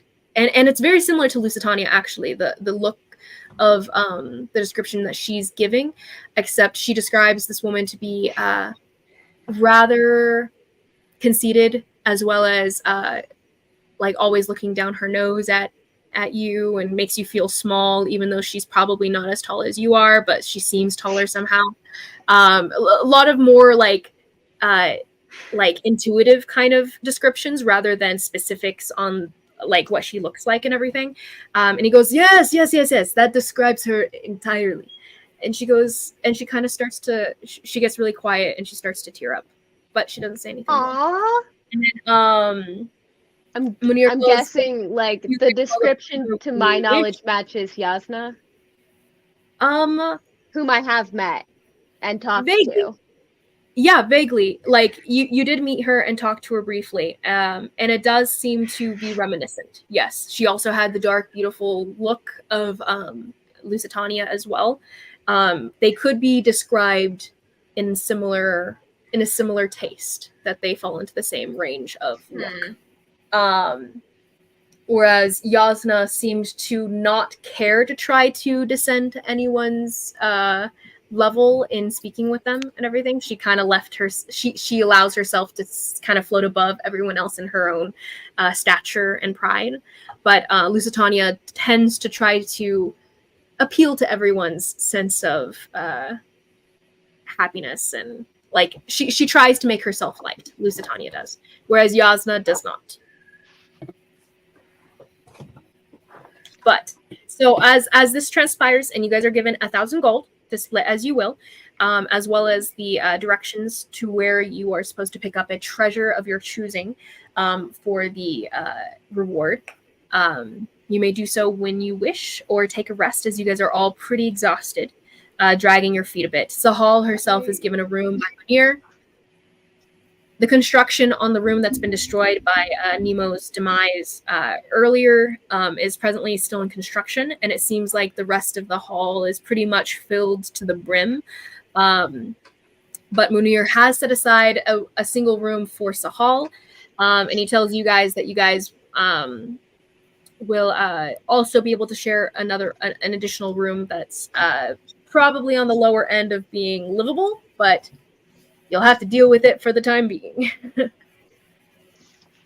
That is fine. We can live with that. Well, as much as I've appreciated this camaraderie we got, I gotta get my my treasure. And Munir has been sincerely avoiding like locking eyes with you, Ishma. But you bringing attention to yourself, he looks, his like dark, intense eyes like fall on you again, and his bushy eyebrows kind of raise up a little bit. And what, pray tell, are you expecting from me, Ishma? I mean, we were told there's a treasure, right? They just handed us 1,000 gold. That was the treasure. He does motion at the little box, and he goes, I suppose there is a treasure in the time being, but you can dole that out as you wish, as a little group that you are. Not my business. Oh, there's nothing else? I thought you were saying there's something else that we can go pick up. Oh, yeah, there's a treasure, but they have to go to the state to pick it out, basically. Whatever holding these directions lead to. Oh. So there's probably some sort of collection, and you guys can pick from among the collection. That's what I'm heading to. I would say, I'm not letting him out of my sight, because she has a feeling he's going to go try to take this out from under their nose. I mean, we told you we weren't paying you multiple times. We said we're going to give him part of the treasure. Yeah. The money. We're not giving what? Oh. I said we would give him a cut of the coin. I was very specific in my wording, you see. Very. You need to get I'm headphones for D&D. about Yeah, you to do. freaking lose it. I'm about to get just like a different pair, just for D&D. I was very specific in my wording. See, I said we would give you a cut of the coin from this job. And as And far that as you I will can get. tell, this treasure can be sold for coins. So That treasure ain't for you, bud. Yeah, but it's currently not coin, so you can try to flip that all you will. I'm I mean, holding but to my word and giving you a cut of the coin. yes, and the treasure is part of the No, it's reward. not. That is exactly what they just said. Well, it's not I for you. said I'd There's give 3 you- to 1, so back off. I said Honey, I if you would want give to take you. me on, I'm sure I can take you 1-on-3. Again, And I'm gonna a point to minor. what's his name behind the desk and be like, "He can back me up." He will not back Ramir's you up. presently like head down, writing notes and everything, totally avoiding eye contact and being involved in this conversation. We said we wouldn't pay you, and you followed us anyways. I was hired to do a job, and I did it. And we canceled the hiring because the guy who hired you is dead. Can Just you 'cause cut me? Yeah, Cut we me some canceled you. slack. You came with us. You're lucky we're paying you out of the freaking treasure that we got. The money. I mean, I'll take my cut now, but I'm gonna go with you to get that treasure. You most I'm certainly sorry to are not. interrupt all of you friendly, lovely people, but can you please vacate my office to continue this? Why do you have Whatever it this is. guy as the person that you have on retainer? Yeah. He's He's Why not is the he the only one on retainer guy? retainer. He is the one of many on retainer, which I had multiple others on retainer already gone, as seen from my groups that were out and about. He was the last one available, as can be seen why. But please, out, out, out! I have work to do. And he kind of like gets up, shoos you guys He out of the sounds door. like Edna from The Incredibles. Does he?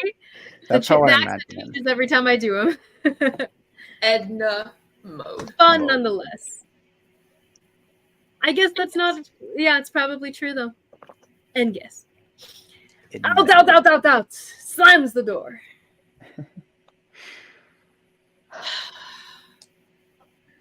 And you guys are pushed out into the hallway where you see one young woman and one young guy standing there, folded arms and everything, seeming to be waiting and everything. And they're like, "Oh, are you guys done? Okay, good. Maybe he'll see us now," and everything. And they come up behind you guys and start pounding on the door.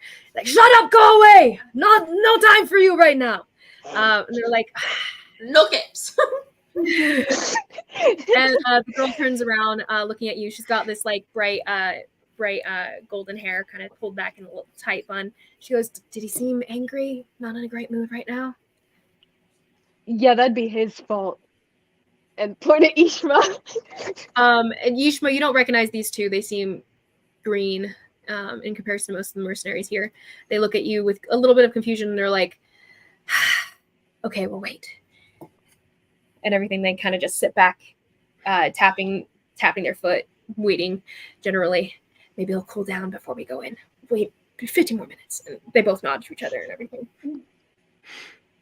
My advice: bring him a drink before you ask him whatever it is you're asking. Yeah, that seems doable. Yeah. And the guy's like, "I'll get it. Yeah, don't worry. I got it." And he goes off to go find something. I'll tell him whatever his favorite drink is. Oh, I guess you would know, huh?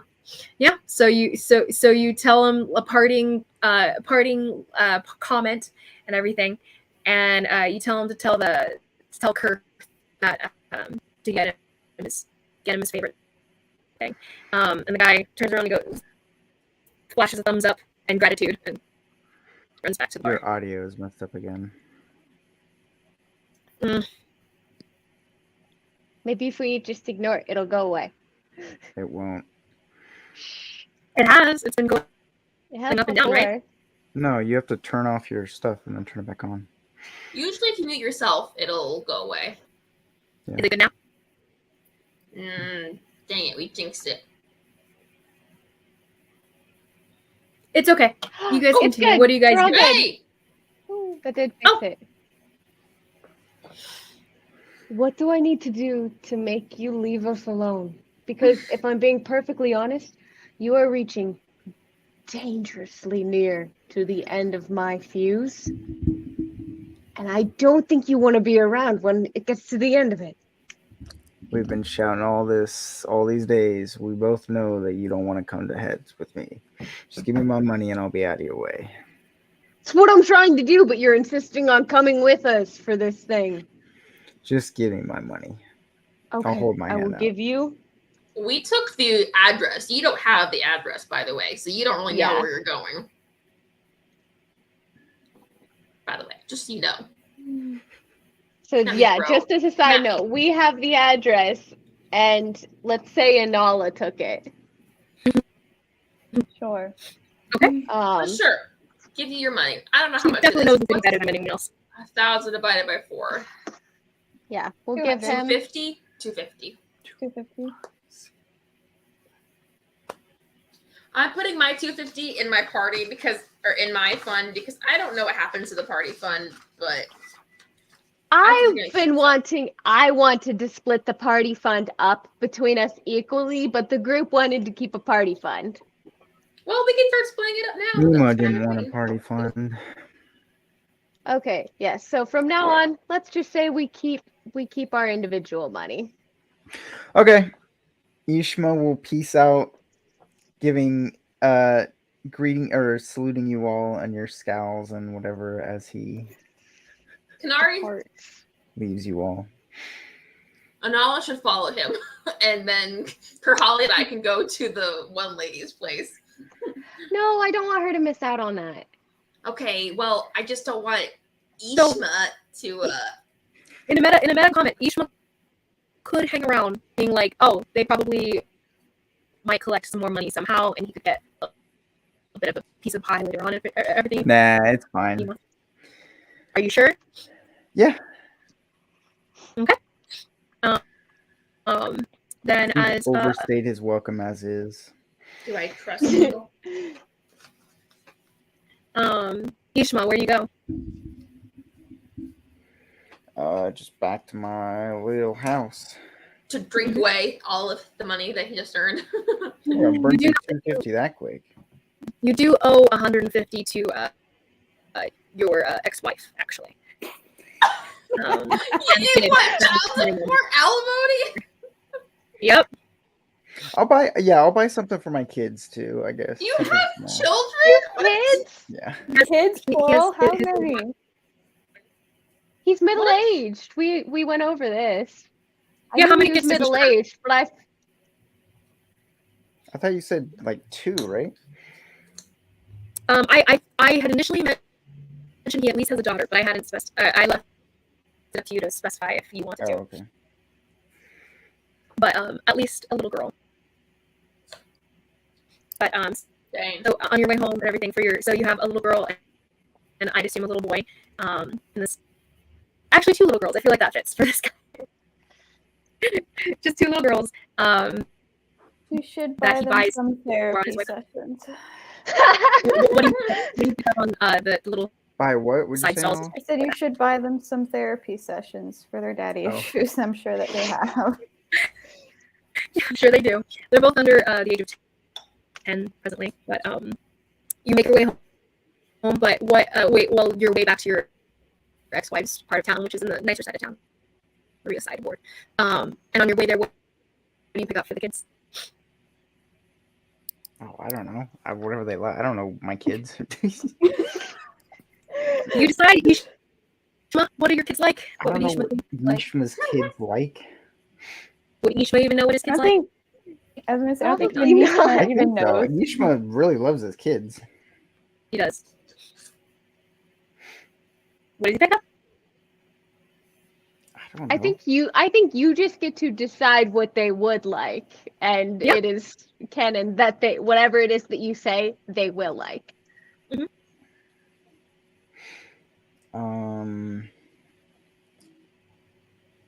Don't say drugs. But drugs are fun.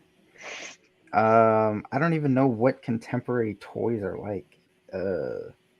I mean, they I'll have like just the get A little little one horse like a on wooden little wheels you pull along on a string. doll, like a plush butterflies, horse, Like a and little plush then horse, a little pony. the other one I'll get like a little You find one that's decorated with multiple colors. It's got game this like set very with like a weird spinning thing on top of pegs, and you like do something with it. I don't know. little spinny, funny thing that clinks and stuff as it makes noise and stuff. And there's a bit of like a malicious grin that overtakes you when you think of like how annoyed your ex-wife will be at the sounds that this thing makes. That the youngest will Sorry, your audio's bad again. It's fine. We're fine. Liz might need to get some new. Oh, well, I guess it's her computer, isn't it? I guess so, but I think it's more the Wi-Fi. I think when the connection's like, it just cuts out a bit. But I don't know. But yeah, you find a little noisy toy that'll annoy your wife, and you find a little plush, maybe not plush necessarily for the day and age, but like a material-made pet horse, animal, pony character that's very decorative and very colorful and stuff. The little eyes are little gemstones, and you kind of splurge a little bit on it. Fake gemstones probably, but gemstones. And you think that they'll both adore the respective toys you've gotten for them. You make your way back to your to the housing where your wife resides, and she doesn't seem home, but the governess nanny is, who lets you in with a bit of like an austere like reticence there, but she lets you in, and the two little girls are very happy upon seeing you, taking the little toys that you got, and you tell them about a little adventure where you saved three young women who were very much at risk of death from a bunch of monstrous sand bandits out in the desert in the middle of the night just last night. And they're all like very much enraptured by the story, as well as the blood that you show them on your armor and everything. But then you are soon shouted out of the house when the wife returns home, and the kids bid farewell to you in a bit of sadness that they didn't get to hear more about the story and everything and see more of you. But you are cast out of the house as you normally are, but not without a bit of a grin as you kind of make your way to the nearest pub. But yeah, so Karhale, Inala, and Karhale make their way to Can we take the a pee break? of town. Yes. Yes. With that. I gotta go. Thank you. I was totally remembering to do it, and I was about to go into a new thing. Cool.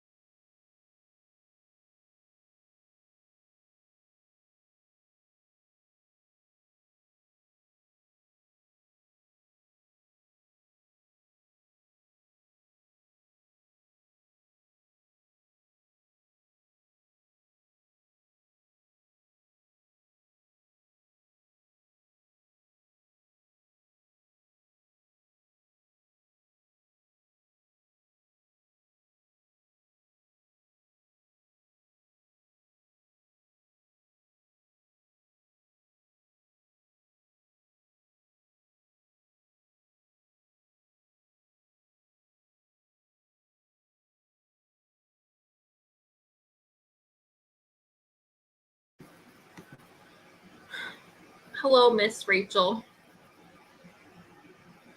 Would it be mean to say one that won't die to him? Hello. Nathan said, what kind of character should I create? And I said, would it be mean to say one that won't die? One that's not suicidal? Huh?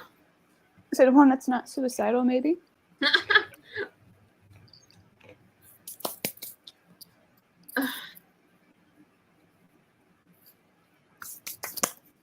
Guys, you know what my big pet peeves has been lately? And it's not really, I don't know if pet peeve is the right word, and it's probably ridiculous of me to be upset about this, but I am. Basically, when I see like, you know, I see on like Instagram and stuff, like these like fashion pages or whatever, girls who like, they usually show off outfits and stuff for like their entire page. And like you go into the comments and they tell you where they get their stuff, and almost everything they wear, it says gifted, which and I never see them wear it again. And I'm like, so you know, someone gives some person gave you these clothes from their website just so you would promote it, but you'll never wear it again. But I would wear that all the time, and I can never afford it. It's like $100 for one piece of clothing from their shop, and I'm just like, I understand it's good business, and there's no real reason for me to be upset about it, but I am, because I want to be able to wear those clothes. And This is such a randomly specific thing too. I know. It just really gets under my skin when I see it. I'm like, you'll never wear that again. You that's not. I mean, that's all celebrities, and a lot of things they wear aren't even theirs. Fair. But these are people who are like just. I mean, they have a good following on Instagram, but they're not celebrities. You know, they're just and like. But I'm just like influencers. But it's okay. You know, they've made a. No, it's definitely annoying. Yeah. I know what you mean. This That's career how I feel path will about, last another 3 years for them, and then they'll be out in the street flipping burgers for the rest of their life. So let them live in their moment, and let them live in their delusions, and then they'll regret it. Hey, sometimes it might work for them. And they'll survive for longer than might. For the worst people ever, like Logan Paul or David Dobrik. It was funny. Logan Paul, he was on some like Instagram post, and Josh is like, who's that? And I'm like, you've never heard of like which I mean, good for him, but like I'm just like, most people in their generation have heard of him, and so I was like, how do I explain him? Like, I don't like. It's just he was from Vine, and Josh never heard of him. Wow, he's annoying. We still can't hear your girlfriend. Nope. We still can't hear you. A whore. Oh, that's the magic word. I truly envy Josh in not knowing who that man is. Me too. Same, or his brother. Yeah. I don't know him about. I don't know so much about him, but I know some. I think I know what I know because of Isabel. They're also from, no offense, Aaron, Ohio, which again, terrible, awful, A disgrace. Disgusting. A disgrace to the beautiful state. I will say, when I think of Ohio, though, Who's my from mind Ohio? immediately goes to Aaron and no one else. The Paul brothers. Logan Paul and Paul Logan. I'm just kidding. Wait, Logan Paul and Jake Paul are brothers? Yeah. Yeah. You didn't know? They look a lot alike, actually. I don't know who Jake Paul is, though. It's his younger my brother. mind, He does a lot of fighting now. Which one does the fighting? Jake or Logan? They both do, but the younger I one thought- is more yeah. so into it. Guys, I get ads. Like I watch I watch Perry Mason on Pluto TV because it's free, and What do you watch? What? What do you watch? Perry Mason? What's Like when that? I'm working, the old Old lawyer show. crime show. Oh, from like I know what that is. This is like Magnum PI or homeschooled. MacGyver. I love My MacGyver. parents love that No, show. no, no. Perry Mason is like a not slutty Magnum PI. It's true. It's very straightforward, and I enjoy it. I enjoy it very much. But anyway, it's an PI is old a person. slut. I show. love why that everyone loves description him. though. Non-slutty Magnum PI. I'm sorry, have you seen his shorts and seams? Slut. That mustache, he barely has 2 buttons on that button-up gun. But It's so true. But I get ads, and some of the ads are Logan Paul or one of the Paul brothers boxing, and then his coach is, take a break, sir, yes, sir. And then he's like, all right. And he's basically advertising like some kind of Candy Crush game or something, and he has to like win. And that's where I'm like, I'm sick and tired of seeing your face on my screen. There's such a cancer to society. Oh, I know. They really are kind of the worst. I was making Speaking of crime shows, I recently randomly just started watching Criminal Minds. I don't know why. Love it. Where do you watch it? Love it. Because I've Hulu. watched It's on Hulu. I don't have Hulu, and I watched all the free ones that was on. I would give you my Hulu, but it's technically not mine. It's my brother's. So No, it's okay. You're good. I just want to finish because I finished up to season 14. Well, no, I mean, they only had season 13 and 14 on there. And so I watched both of those. I do it while I work because I only have to half pay attention to it. It's not Totally like get it. reading. That's what I do. Yeah. let's see. It is on Paramount Plus. Do you have a subscription for that? No, I have very few subscriptions because I don't think I have a subscription to Paramount Plus. I have to check, honestly. because like it's on Disney. It's on Prime TV. You have to like pay extra to have Paramount Plus. Yeah. I already pay for Prime. Do I have It's to? okay. I used to watch it on a super sketchy site in college, but probably not the best idea anymore. Mm-hmm. I What? To watch Criminal Minds? No, sketchy want to site. watch. Oh. You should watch what's on Hulu?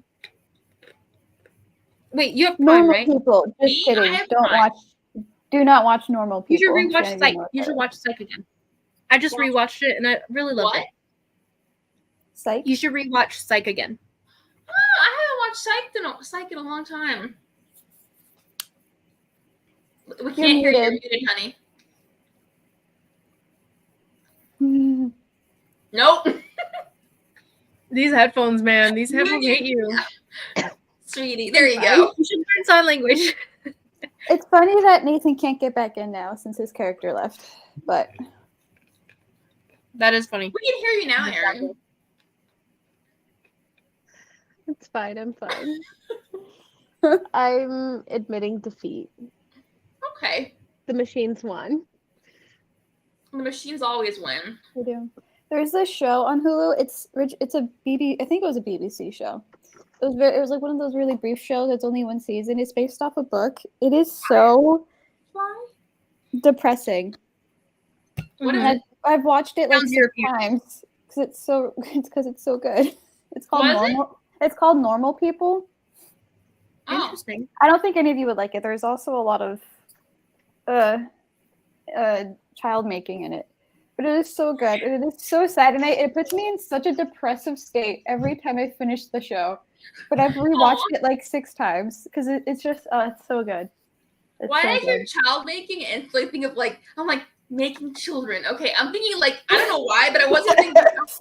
Yeah, because you said you wouldn't like it, and I was like, oh, there's some kind of evil, twisted thing going No. on. It's just, there's Yeah, nothing. For There's me to nothing register that. happy about that show. I don't think there's one single happy moment in that show, but it is so good. And I've watched it I think 5 or 6 times. Yeah, probably not my thing, but Depressing. There's also it does. the Bear. It sounds depressing. It is a very good show. There's also the Bear, which is also very good. Very Mhm. clean in comparison to other shows, which I was very, very surprised with. That's also very good. I've heard of the Bear actually. I think you would appreciate it because it's about like the restaurant business and everything, and the people. that I've work in actually heard a lot about it. There was this one person give me a whole spiel about how amazing it was. it is really good, and the episodes are short.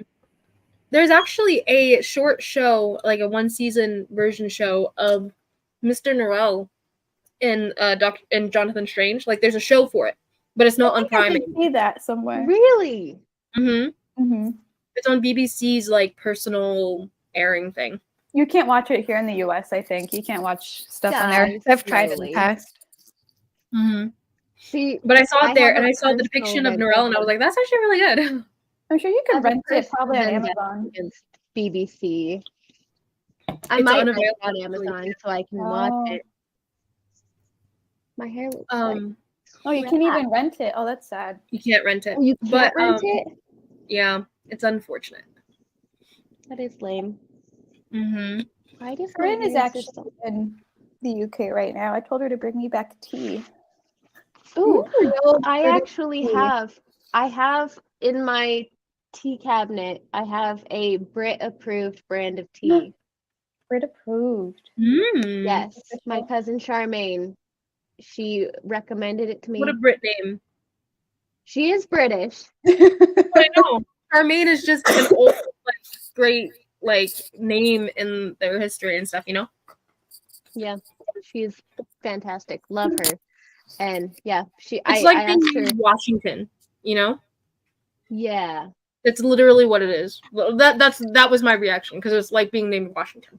Look, Erin, you'll appreciate this. Look at this cup I got when I was away.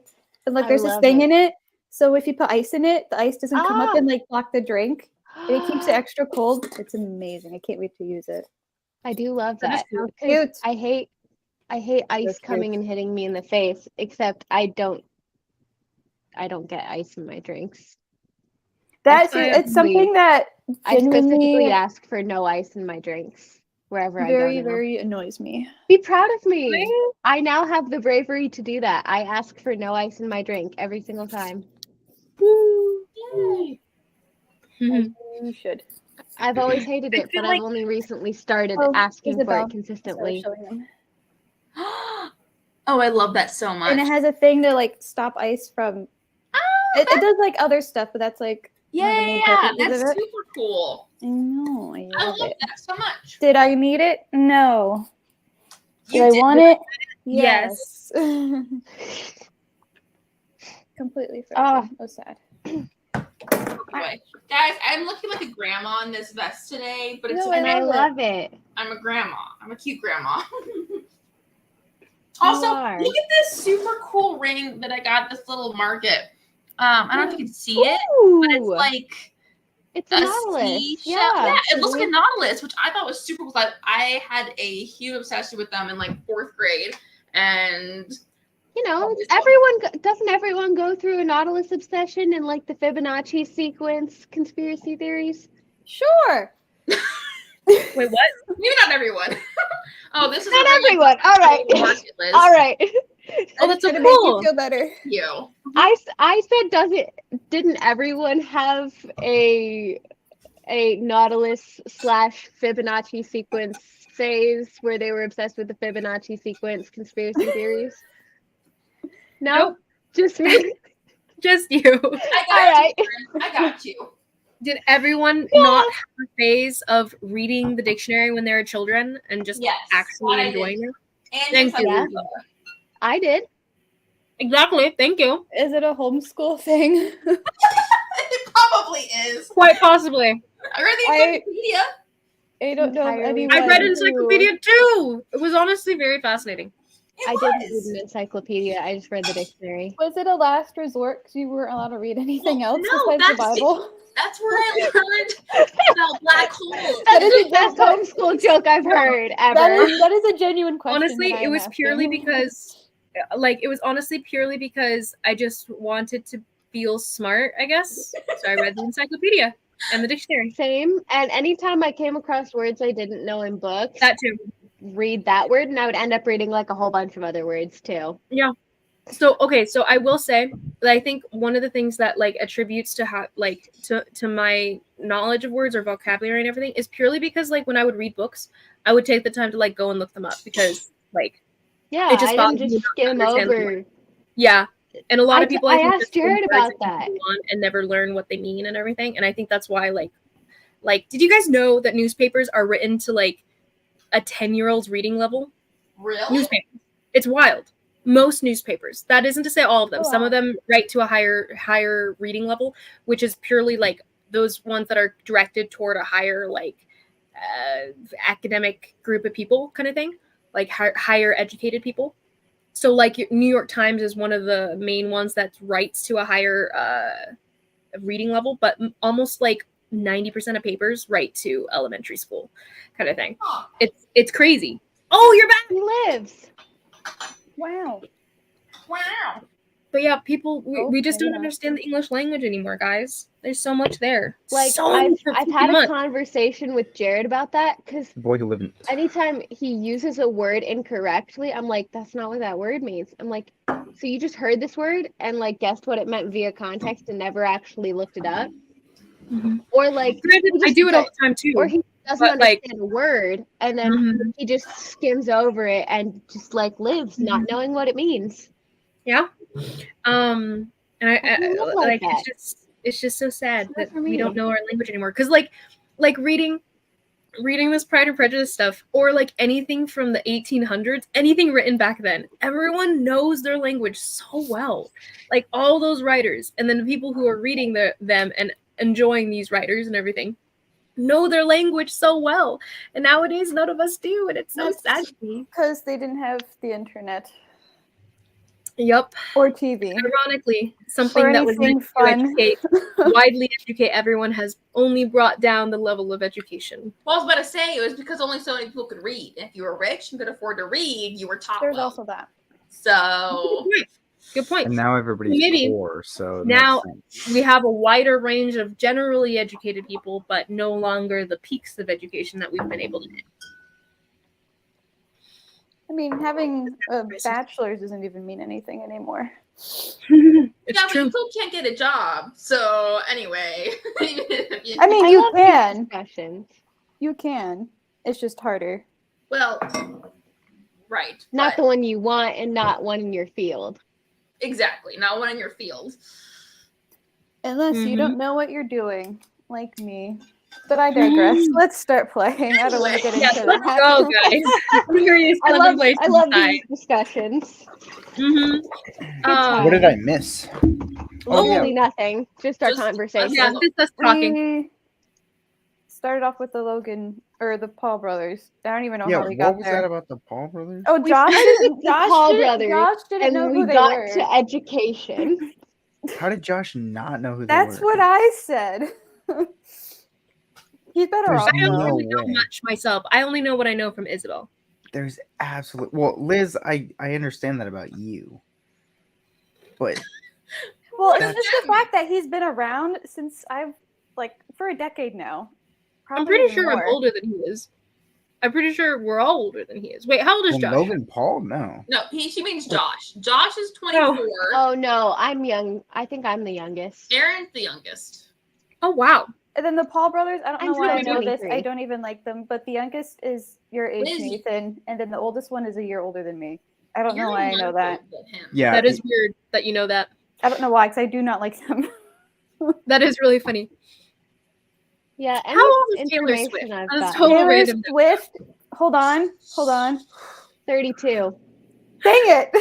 Wow, she's older than I thought she was. She's been around for a while. I mean, she's Hey. She's Oh. still young. And she's many years left.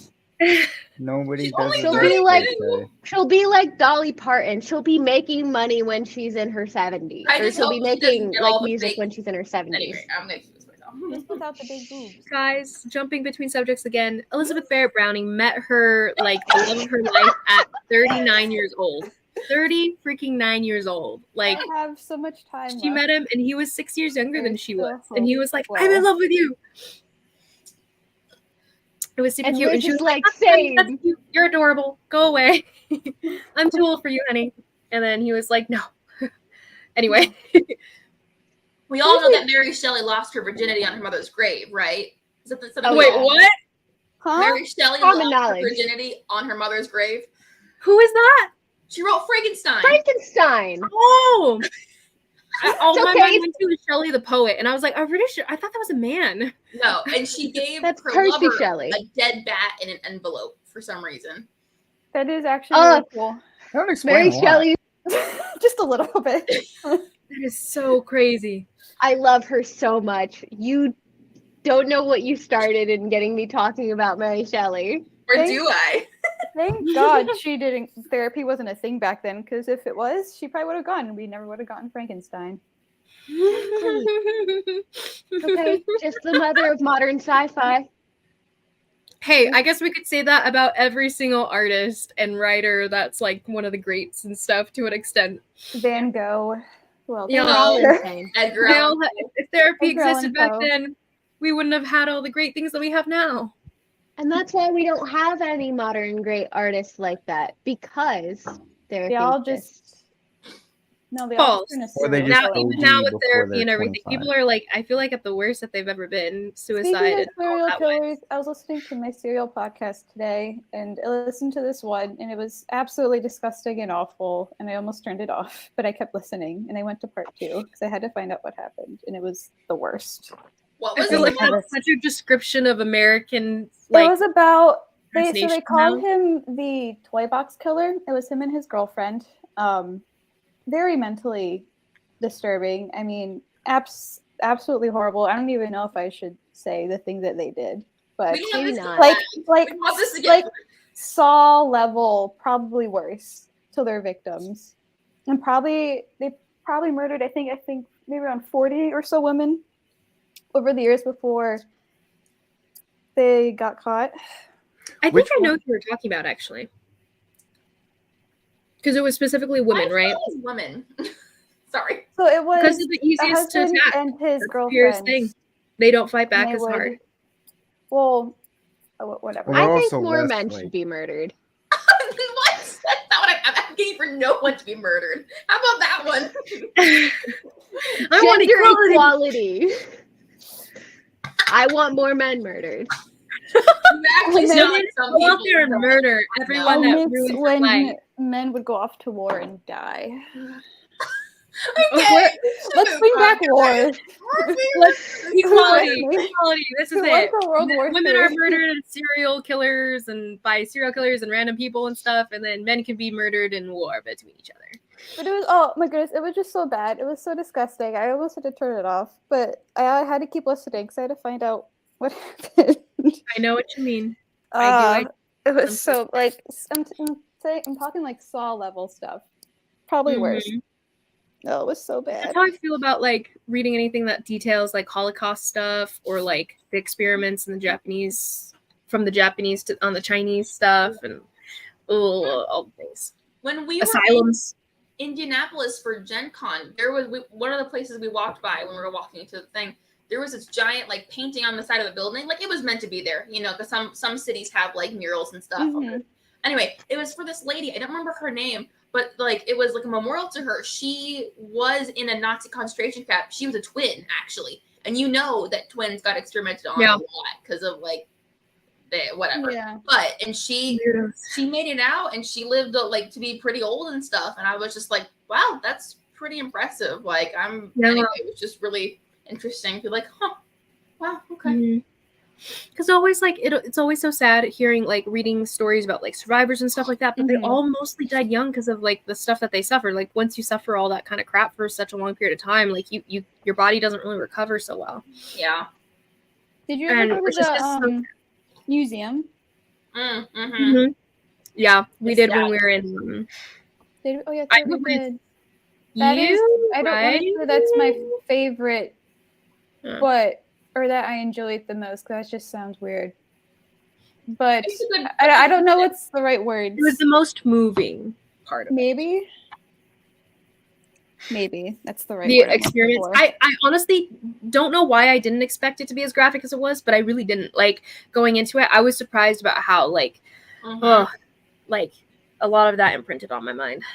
Yeah. I'm sure there's I could be wrong. I think there's like an age limit.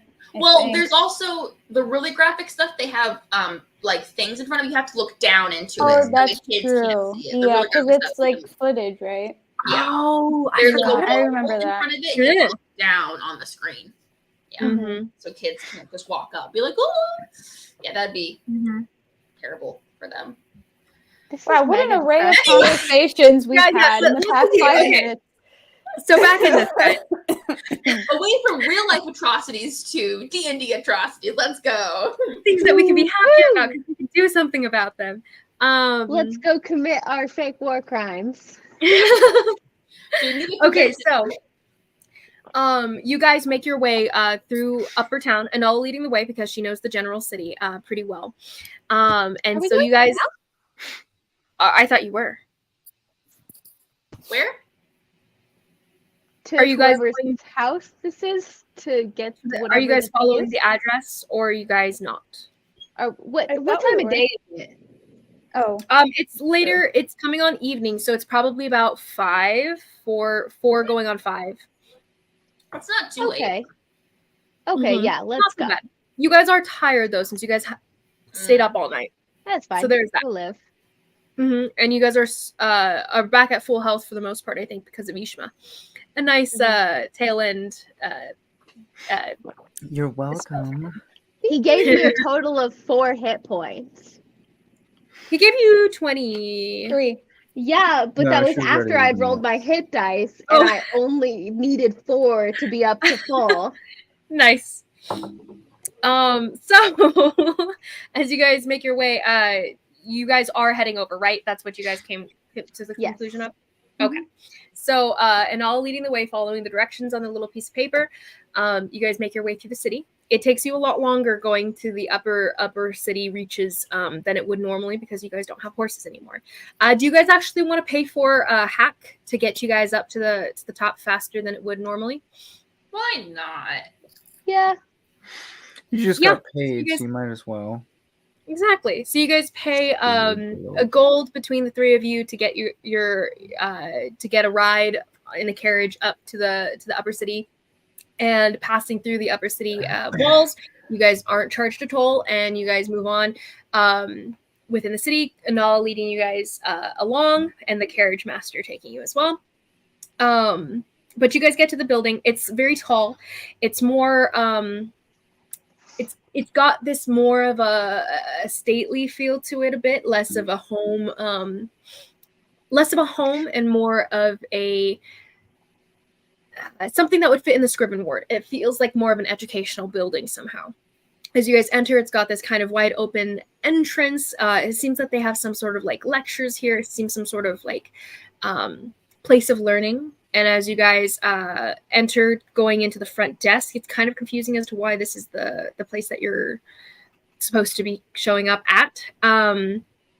You guys are received at the desk by whoever, receptionist or whatever they are. A young man who seems to be very, very calm, very solemn, very quiet.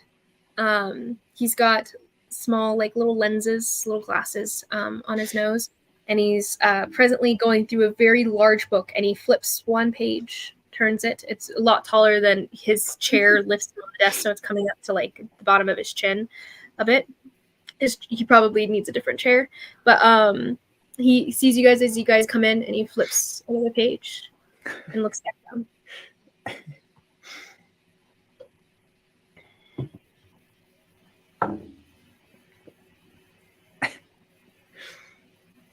With the way Nathan is laughing, is He looks up. Nathan, this isn't you, is it? No. Oh, you were the way you were laughing. I'm like, is this Nathan's new character? No, that's He too was basic, just no. asking us. He was just asking us to throw us off. Because you would. I don't trust you. Flip. Carhala, are you gonna say anything? Yeah, well, I don't speak Tali. You need to learn. Yeah, like, You got muted. Okay. yeah, like Excuse it's me, so sir, so easy to learn a language.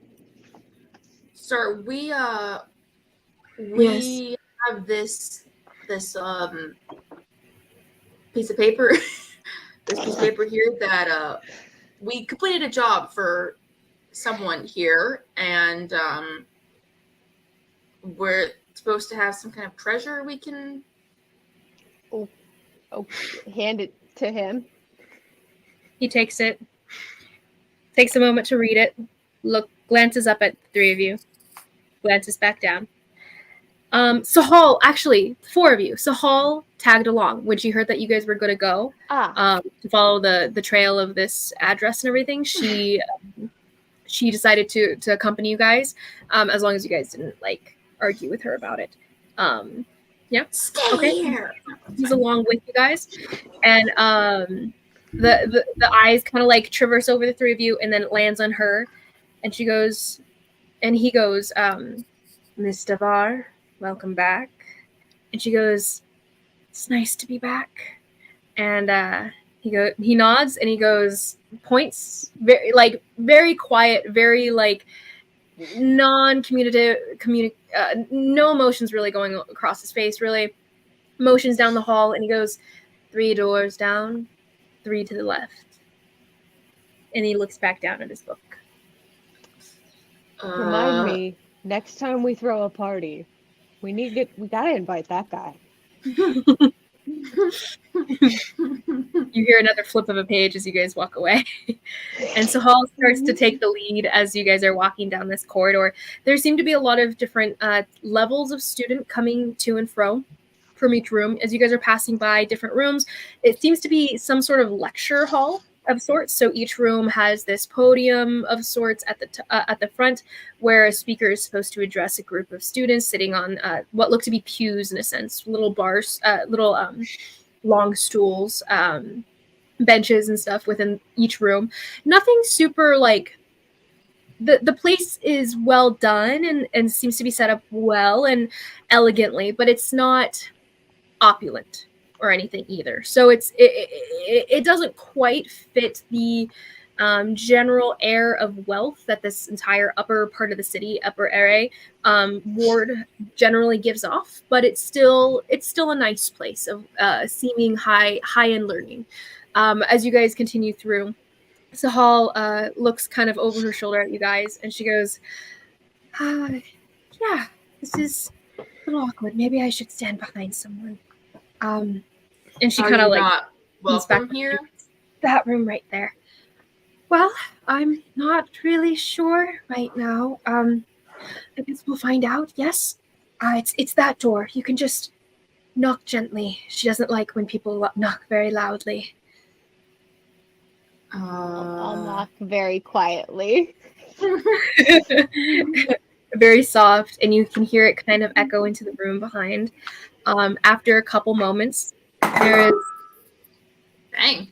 Sorry. After a couple moments, you hear. It actually takes a good minute, maybe 2 minutes, before there's an answer. You're almost about to like knock again, but Sahal's like, and then you hear a very quiet, audible enter into the room. And as you push inside, the door opens on a very not super large, but a larger study. Not unlike the study that you beheld back at Achelon's residence, or any other study you might have encountered over the period of the adventures you've had. But there's a lot more tools in this room than might be in a regular studies room. So there seems to be different kind of map making tools on one end of the room. There seem to be drawing tools on another desk within the study itself. Hundreds and hundreds of books with different kind of titles, and some titles you recognize actually because you can read some of them. Most of them are in languages you don't understand, but some of them every subject. They're written in Helen.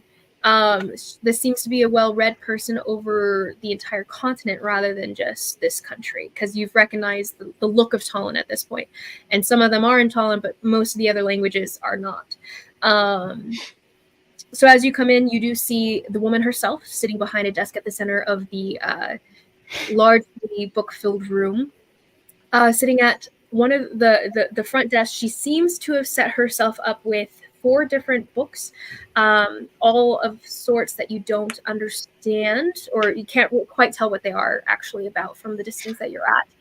Yasna herself, you recognize her. She seems to be in an outfit different from the one you'd met her in initially, but of an altogether more elegant appearance as you originally saw her, because she was wearing like writing clothes, stuff for travel. Now she seems to be wearing more of an academic put together outfit, something that's elegant but not alluring whatsoever. Very much more of a professor's garb, I suppose. And she looks up. She has small reading glasses on herself, which she takes off immediately. Can I help you? No, Speak up. but I believe We we can't helped hear you. you. Oh, sorry. No, wait, hold on. Go ahead. No, but I believe we helped you. And I'll hand her the paper. And so Sahal's presently like standing behind the little group of you as well. She's kind of like obscured Hiding. at this point, hiding. Yep. And so you guys pass. Anala passes you the paper. You pass the paper to her, and she takes it, kind of like snatches it a little bit from her hand. She looks down and she goes, "And the girl's all right." Quite, in fact. I see. Good then. You may be on your way. I'll have one of my will tell the young man at the front desk that you are to be shown to the room of artifacts. You may choose one among their number. Uh, I appreciate your service. You may go. thanks. I did Yes. have a question for you, actually. Yes. I think you'll like the question, in my defense. I'm told you.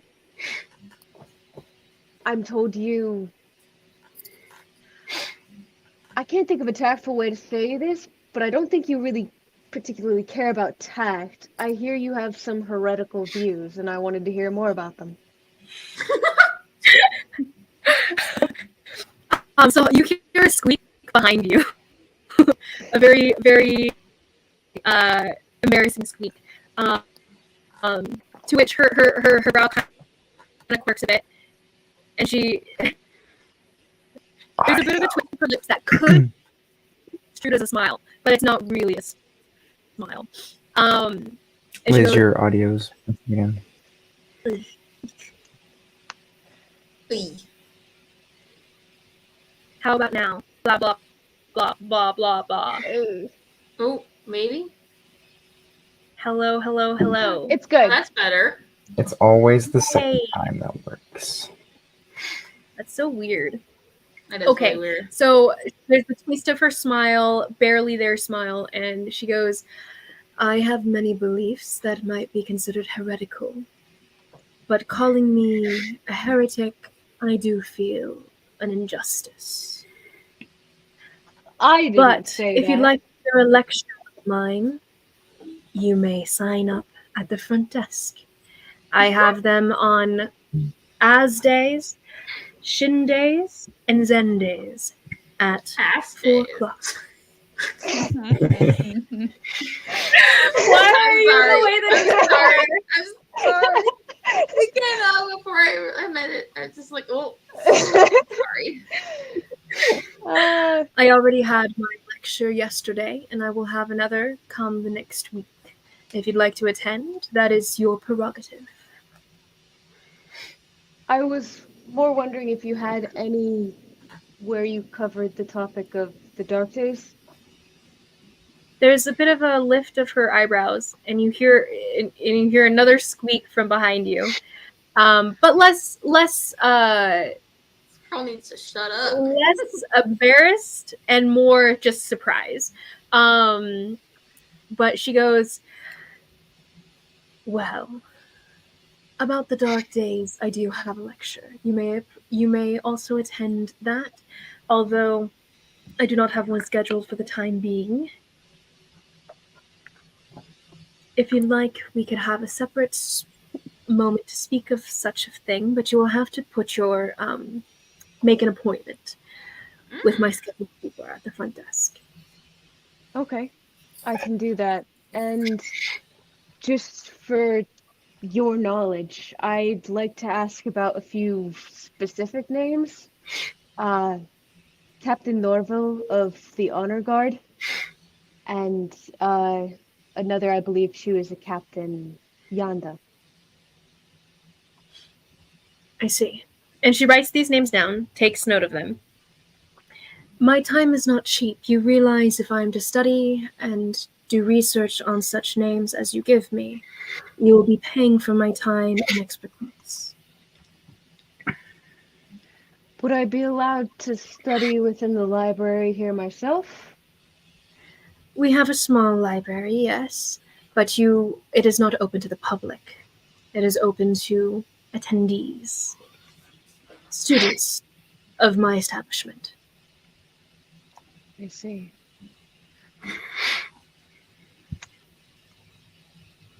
Let me get back to you on that. I seem to recall you. You were part of the caravan recently to the Cian household. Is that not correct? The Shadow's End at your service. And just a little bow. Yes. There's a bit of a not a sneer necessarily, but a bit of distaste to the name. She goes, "Yes, another name of pedantic heirs. Well, it is nice to see you again, as politeness bids me to say. Please, so show yourself out, and perhaps we will have an appointment made in the future." And Sahal, and she says it louder, like over above your heads. Sahal, please, for my sake, make your way home safely this time. Yes, ma'am.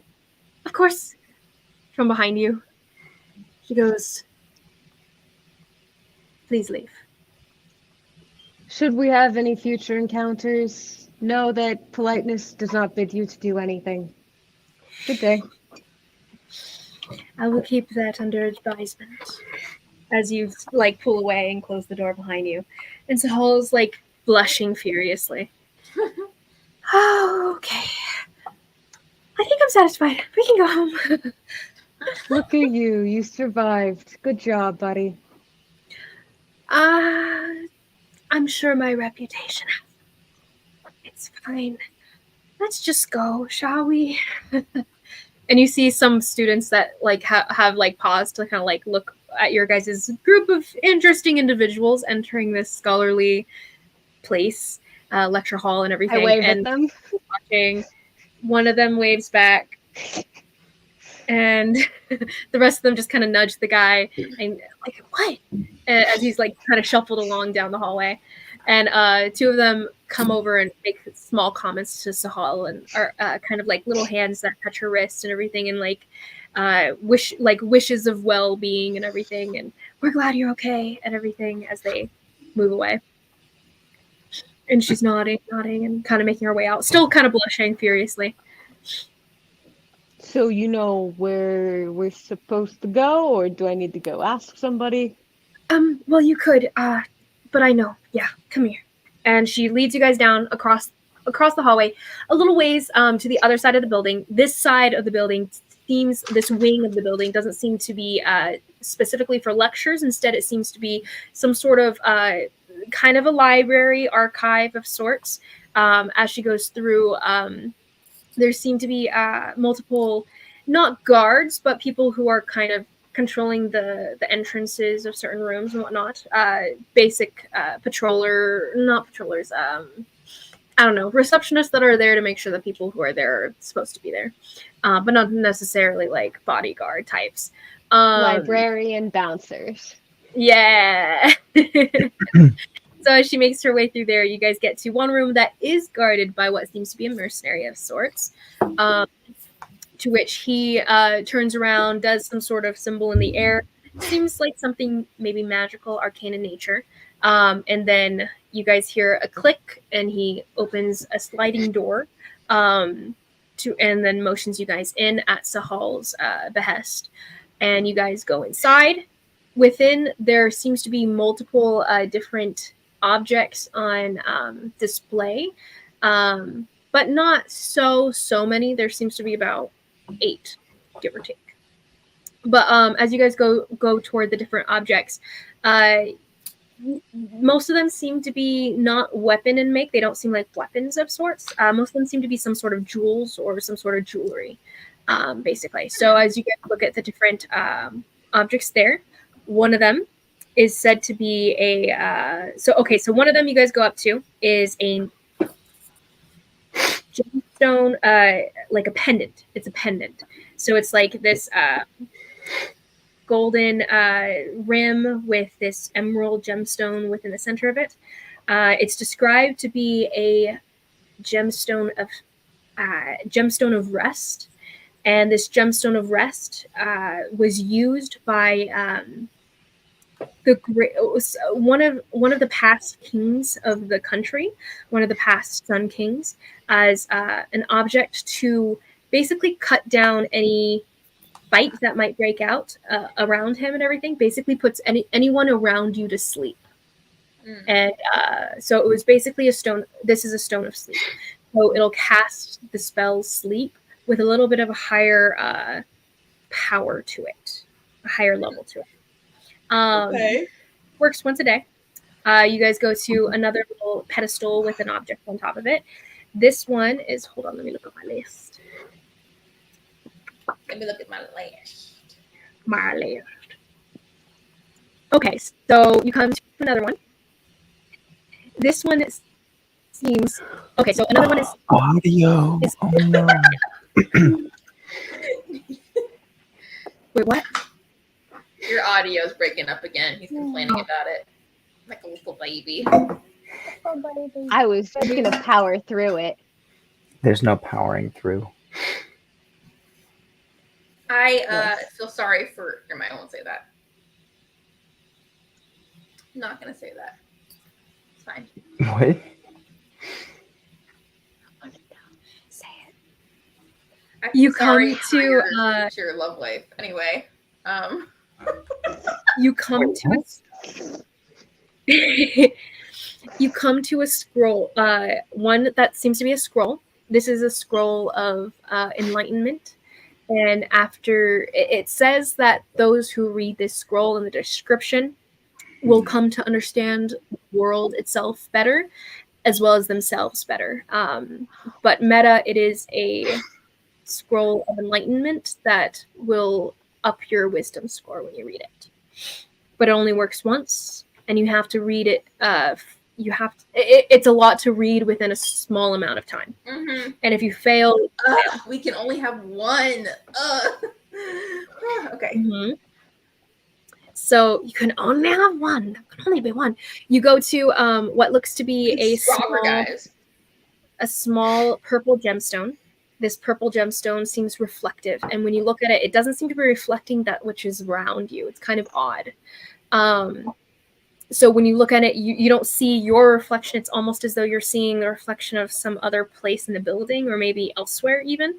There's a moment where Anala looks at it, and she seems to be seeing like the ocean. And then Karhali, when you look at it, it seems like you're looking at the Talai mountain range almost and reflecting. But then when you look at it again, that's not what you're seeing. But this one is described to be an eye that sees all. And this one is meta scrying. Cast scry once a day. That's pretty cool. That would be helpful. That would be Then you dope. see another object. There seems it's a tooth, a large tooth, as bigger than any of your heads. Actually, it's the size. It's very large. It takes up a lot of space on its pedestal. It's described as one of the teeth of Coagumus, a dragon that was a dragon that had haunted the lands of Tal long ago, vanquished by Jezrien, the champion of honor. Interesting. Then we have. What does it do? What does it do? Oh no, it's just a treasure. Oh, I see. Mm-hmm. You see, Not a magic item. It's just a dragon tooth. just a dragon tooth. Which is You cool. see another one. This one seems to be.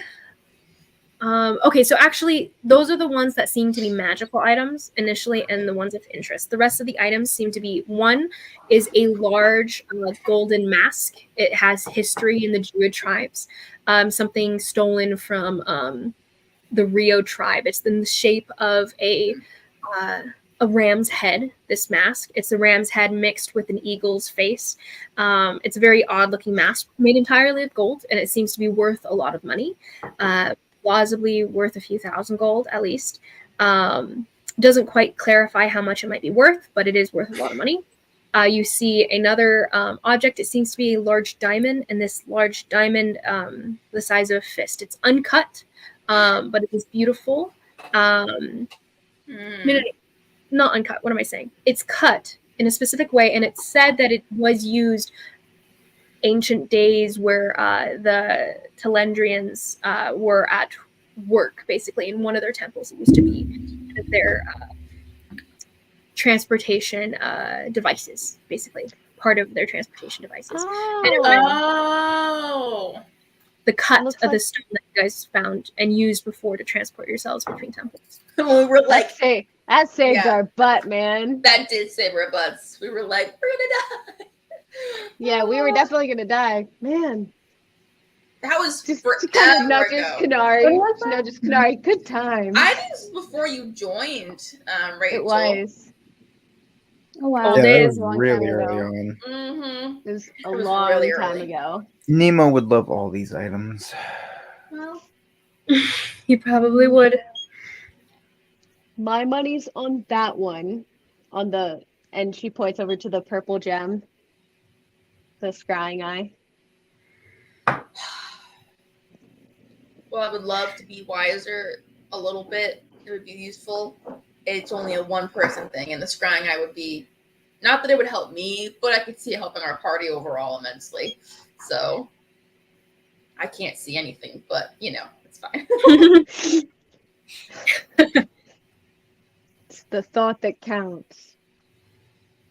And I you do suppose. notice Karhale kind of glares a bit towards the mask that they have in there. Mm-hmm. She's gonna steal it. I'm just kidding.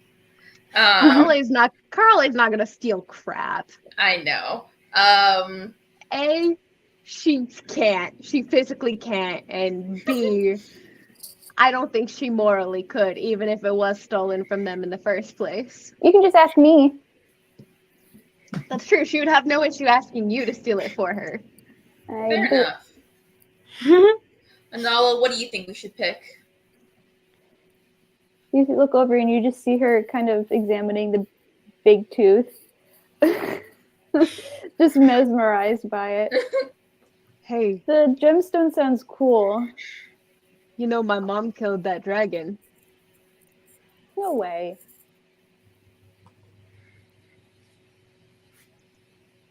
Have I ever lied to Mom you? alive? I'm just kidding. I remember. That is true. It's a joke, Holly. Pretty impressive. I like your mom. So did Nemo. He was weirdly obsessed with wanting to meet her. I think he had mommy issues or something. Well, I think so. we all Guess have- we'll never know. I'm actually meta. I'm genuinely disappointed to never see Nemo and Enora interact because that would have been hilarious. That would have been very interesting. Especially with how weirdly obsessed he was with meeting her. Hey, Yeah. not You all hope guys, is you lost. guys. Maybe Nemo will come back later. Later. Don't get my when hook. we can cast True Resurrection. Mm-hmm. Anyway, yeah, the purple gem's probably best for our group. I don't know. So what do you guys think? So, just to reiterate, we have this powerful gem of sleeping. It could knock out a group of people around you, in theory, if need be. You have something useful, in a pinch, in theory. You have the scrying eye. Cast it once a day. It is a low casting of scry, though. By the way, so like the ability to cast it is easier to go against, basically. So it's not necessarily like going to be successful every time. I see. Because it's a low DC. It's like 12. Lame. Just kidding. If that. It might be 10, but I'll double check. Either way, there's that. You have the stone for the transportation, the gemstone for transportation, also worth a lot of money. You have the mask, worth a lot of money as well. Probably has some history associated with it somehow. The Quagumus tooth, Same thing, associated history. Also, it's a dragon tooth, so that would fetch a pretty penny as well. Crap, now I'm forgetting what else I'd listed. There's a scroll of Mask. enlightenment. And then the scroll. Mm-hmm. And that large diamond. Mm-hmm. The diamond is the transportation diamond used Yeah. by the Teledrian monks. I'd say either the necklace or the purple gem. That's my vote. We can put it to a vote. Which one was the necklace? That was the one that gave us sleep, right? Yeah, I mean, that would have gotten us out of a decent predicament earlier. I doubt I could cast it on all those people. I'd say the scrying we'd more frequently use, but it's less likely to work. Yeah, but I mean, when's the last time we were in a fight that we were like, I don't want to fight. We like fighting. You have a good point. Take the scrying eye. Let's I'm do just that. being honest here. No, you're right. I appreciate your honesty. You have a good Thanks. point. I try. So we'll take the scrying eye. Okay. Okay, so you have scrying eye. So you go back out. So you reach out to kind of like try to grab it and stuff, but it is behind some sort of magical field force. This magical field that kind of like pulls, like stops your hand from moving. Instead of like zapping it or anything, your hand just doesn't want to move further once it reaches that Interesting. haze of magic. Hmm. But as you realize, okay, I probably won't be able to grab it this way. You guys step out, explain to the guard what's happening, and he takes a pause and whispers into what seems to be some sort of earring. And after a moment of response, he nods and then asks you all to wait there for a moment. He goes inside and then exits with your chosen prize, which he hands to, well, he just kind of hands to the group at large. Who will take possession of the scrying eye? I mean, Not Nemo. Kanari will I'm grab it and guessing- then hand it out. She'll be like, grab it, and then be like, I'm gonna guess Inala because she would probably have the highest spell save DC. It doesn't think it's apply based to off her of hers. spell save. It's applied to the object itself. Oh, okay, Mhm. okay, cool. But she can cast it But through if this. Anala She wants can to cast a use spell through this. magical She item. casts scry. Mm-hmm.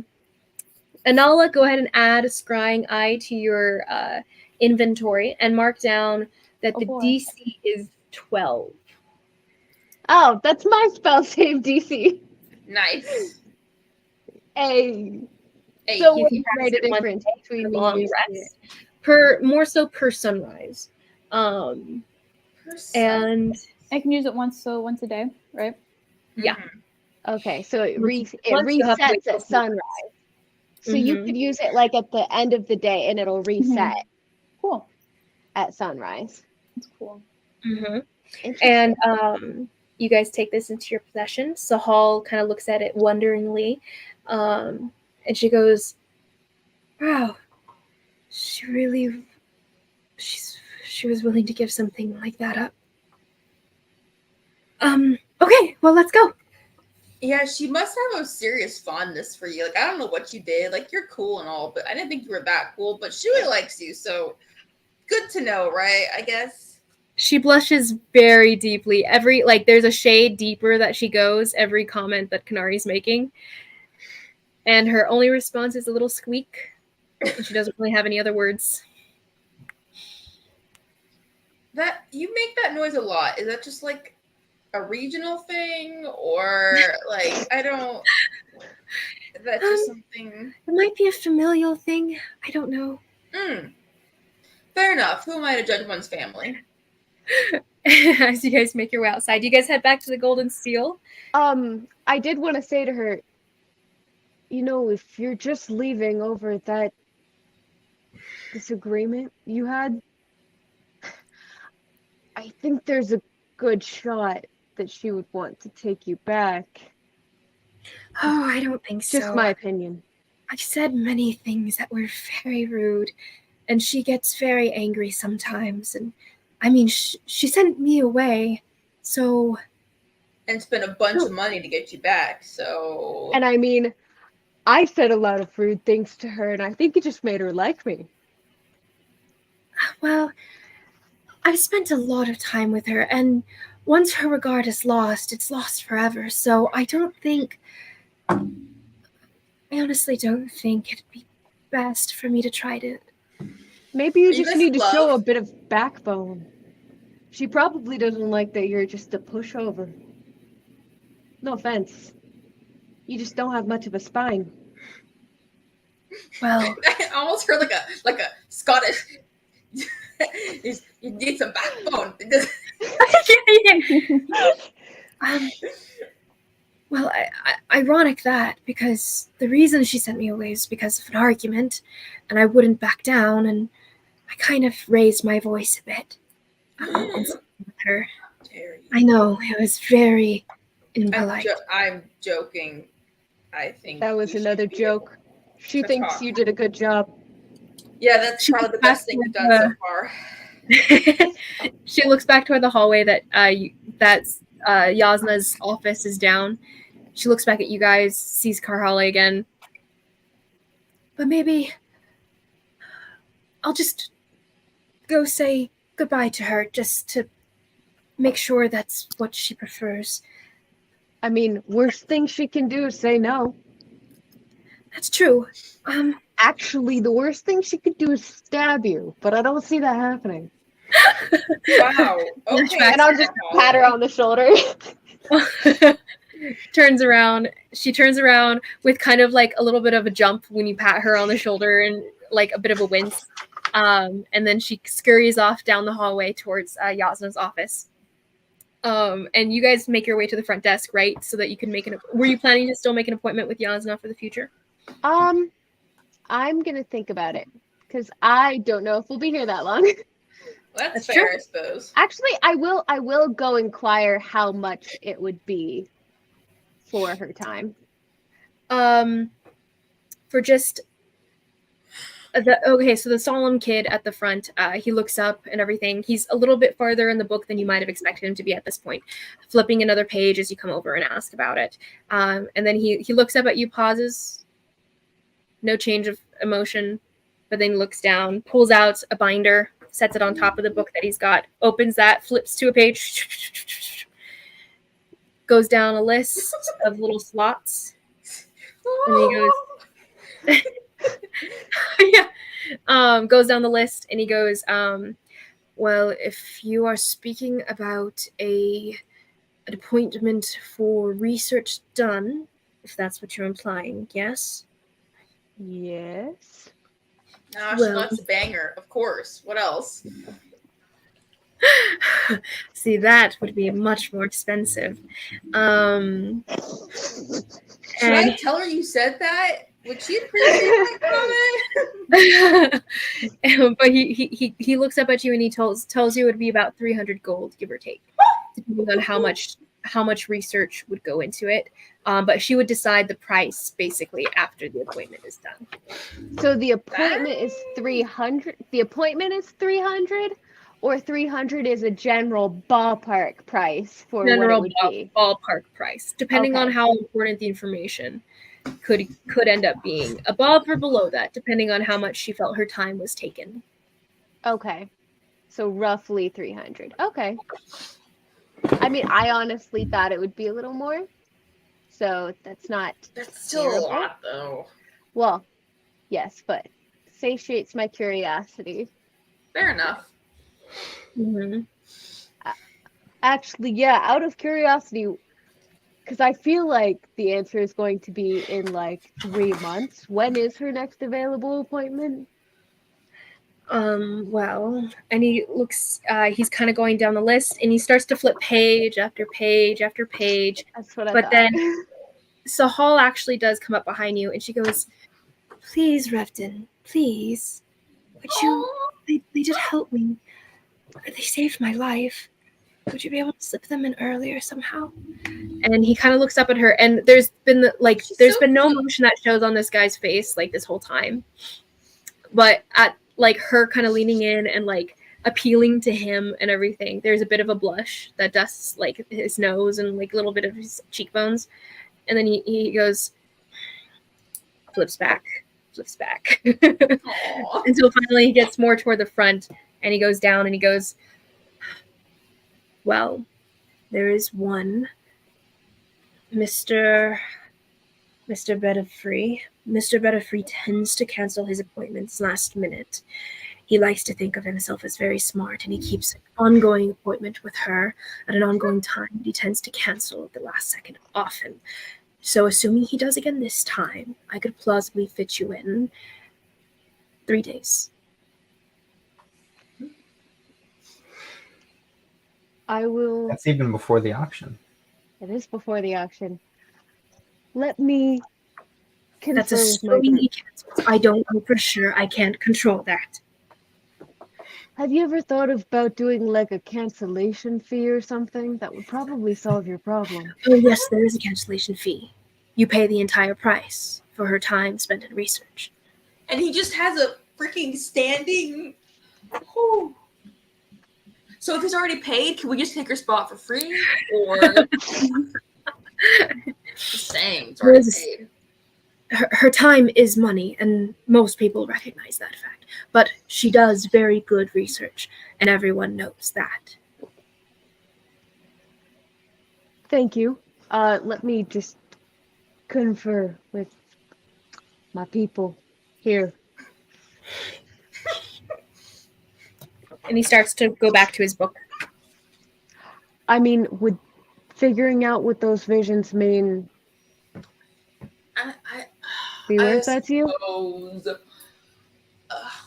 if she actually can. What if she can't, though? What if she comes back and tells us, yeah, I got a crap load of nothing for you, but here's I my mean, 300 did you gold. see the eyebrow flick? You're blind. No, I you didn't. didn't see the I eyebrow didn't. flick. Thank- I forget. I don't know okay? what that means, okay? She did this thing with her face when I said something about the dark days and wanting to know more about that. She did And breathe she in a looked little weird. interested. It was a really weird, like you couldn't really hear it, but it's like feel it down deep. Oh. No, he's dead. Either way, Okay. yeah. I think I know what you're talking about. You think she's got some interest or curiosity about us being interested in the dark days or something like that? Or at least very interested in why some people like us would be interested in it. And I mean, if she's got these heretical views that people say she has, maybe she could help us out. I don't know what I did. Whoa. Just Me like- either. Oh, Nathan. I don't know.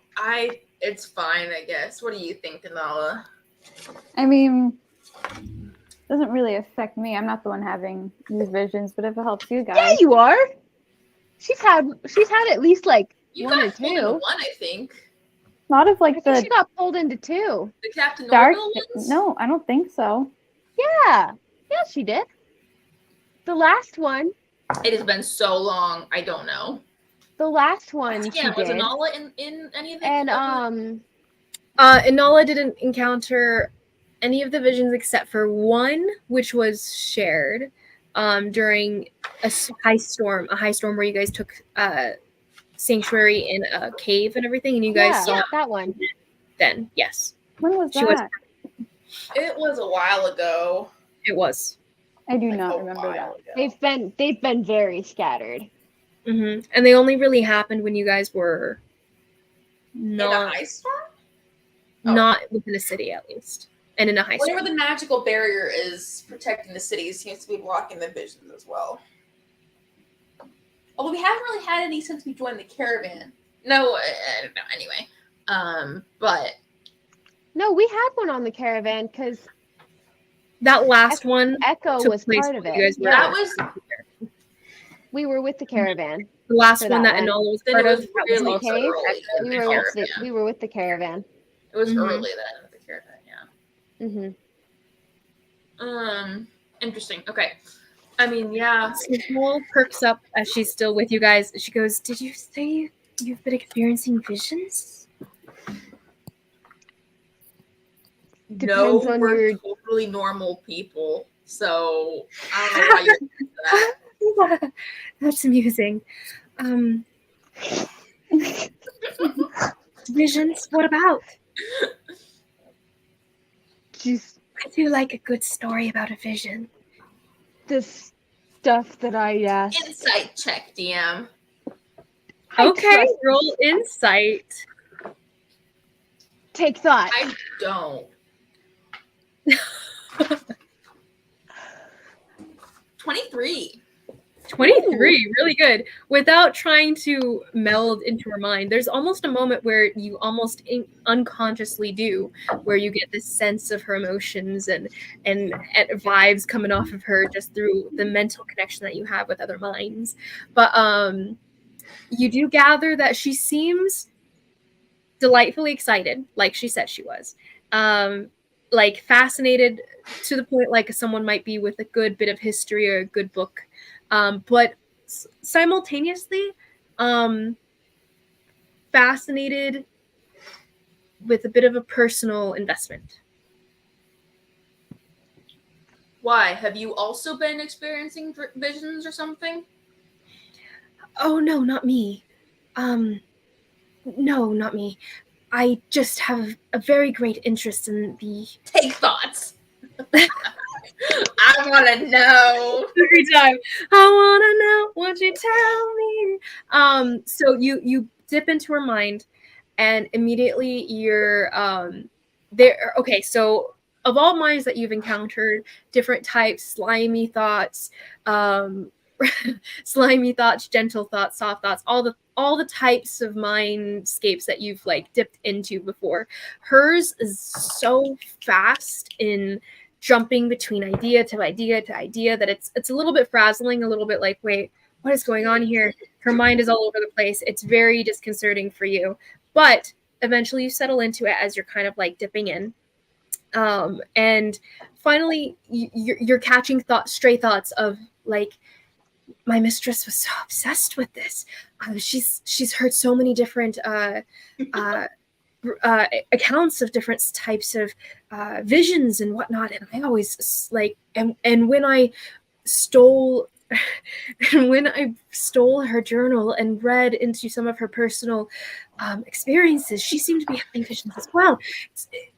And so like all of these thoughts are like jumping across the mind, and she's like, oh, but I could not ask the mistress herself about whatever. She like should definitely kick me out again or like cast me out, like all these things, and it's coming like so fast.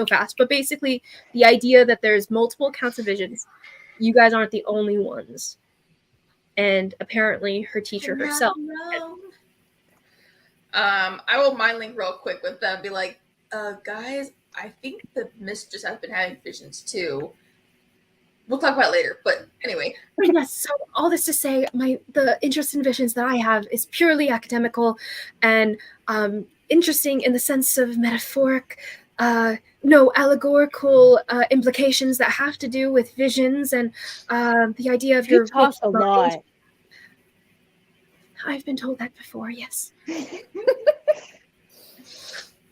How about you ask her if you can sit in on our appointment in 3 days, and maybe you'll hear all about it. I don't think she would appreciate that. Well, But you she can did. come in with us anyway, as our guest. She did seem to be more open to my rejoining her ranks once again than I thought she might have when I spoke with her, but I'm not sure if I want to yet. She was very rude to me when she cast me out initially, so I'll think about it, but we'll see. DM, how far apart are they in age? Like mother-daughter kind of age? Oh yeah. She's this girl's about your age, and Yasna seems to be later 30s, if not early 40s. Hard to tell. She sounds rather young, but has an air of being very old. I'm sure that she was rude, but sometimes you have to get over and move on from those things. So I mean, does your, I don't know, Are your hurt feelings worth more than your curiosity? And there's a definite bit of reflection on that. Perhaps you're right. But I don't know. I never expected her to treat me that way. And since she did anyway, it was Just going through a teenage rebellious phase. It's okay, it happens, but you'll come out on the other side and be better for it. It's fine. Like, she's also not the best role model, you know. She's not nice to anyone, and I don't like not being nice to people if I can avoid it. you make up for it. You're over nice to people. She's not nice to people. It balances out. But it still hurts my soul when she makes people cry for no reason. But it gives you a chance to comfort them and be a light in their life that you would not have if she were not mean to them. So? I feel like I'm something toxic right now. Stay with your toxic boyfriend because, you know. Well, maybe you're right. You think about it. But we'll be calling back in a couple days and decide what you want to do.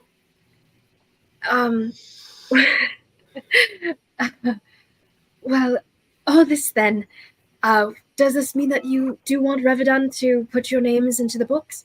And Revadan kind of perks up and he goes, oh, yes, did you wish to take the older man's wishy-washy Why appointment? not? We just got paid. I guess we have enough money for it. We've been sitting on these visions long enough. I think it's about time we just sucked it up and figured it out. So yes. Okay. Then I'll put you in. Would you give me 3 specific subjects? Either you can phrase it as a question or phrase it as a general topic that you'd like her to research and compile information towards.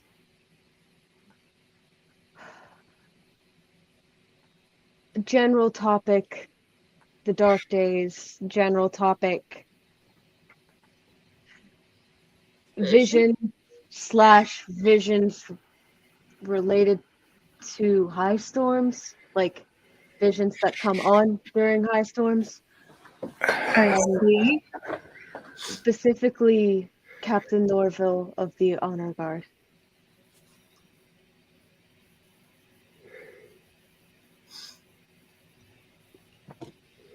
I have it put down, and she will do her research as well as she can within the next 3 days.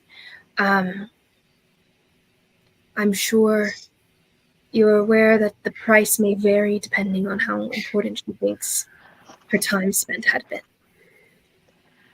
Yeah, so exactly how does it work if she's going to answer our questions if she doesn't know anything about our questions? Well, she intends to be paid before she answers your questions. Gotcha. Okay. So we'll come here in 3 days. Then we'll tell her what our questions are. I thought you were saying that she was going to do all the research ahead of time before our. She is. She'll do the research either which way.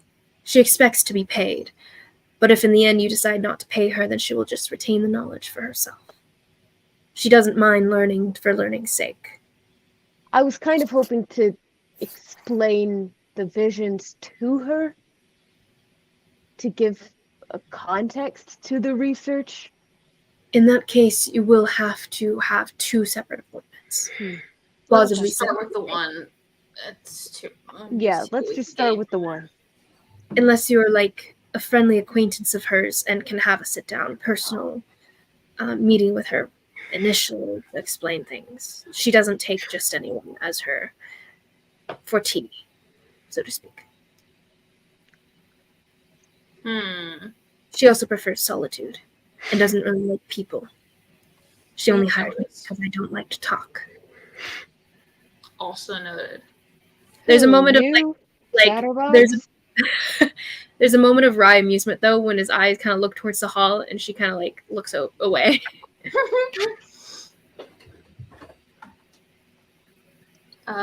Well, okay. Can we leave now, Alcoholic? Yes. Well, is there a specific time of day for our appointment? Oh, yeah. He would tell you early, right about an hour after sunrise on the morning of, or within 3 days. So today's 28th to the first of the next month. Okay. Very well.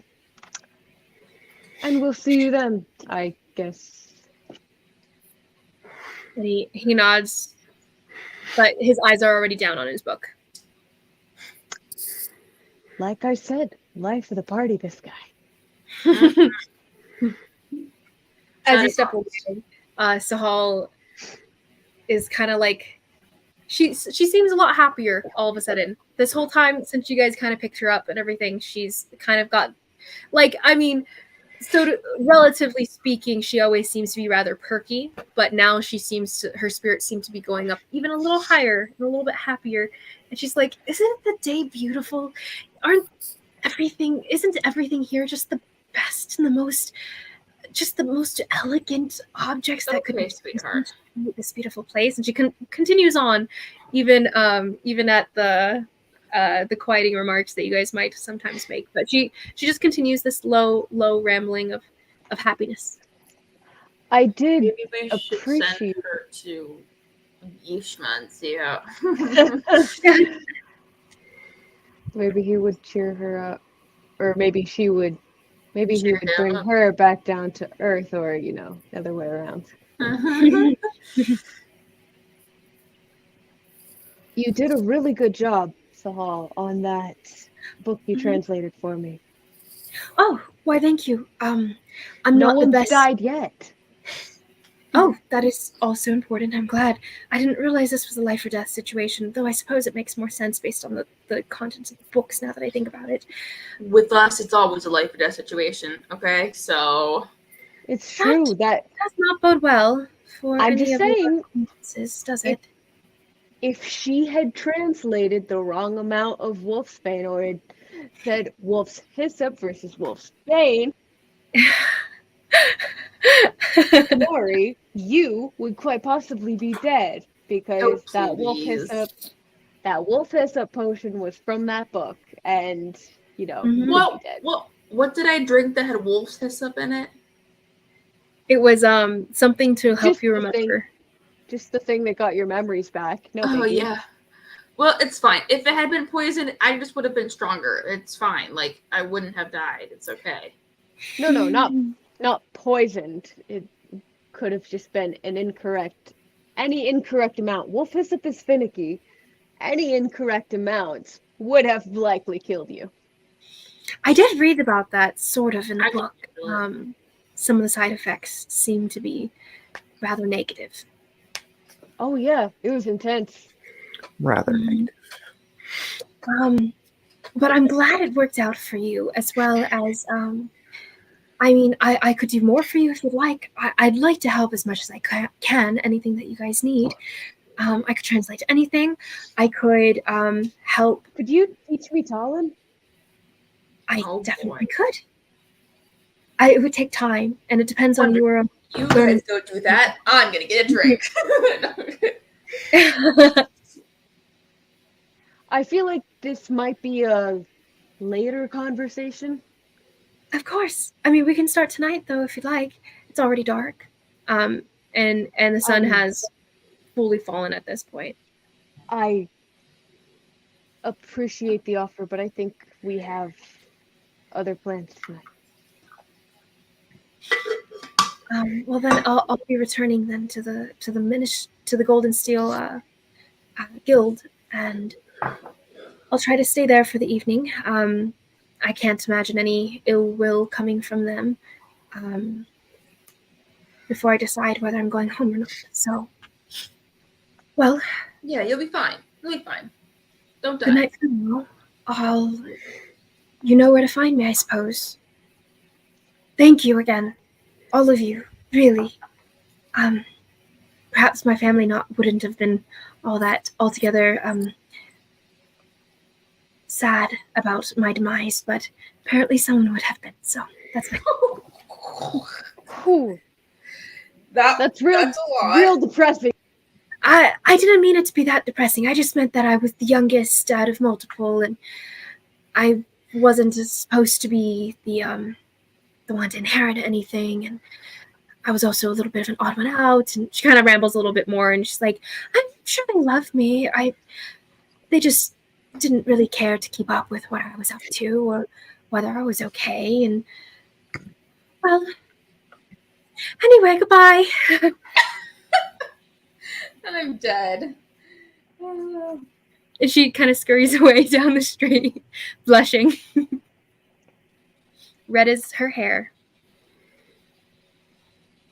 Well, that was something. You can say that again. That was something.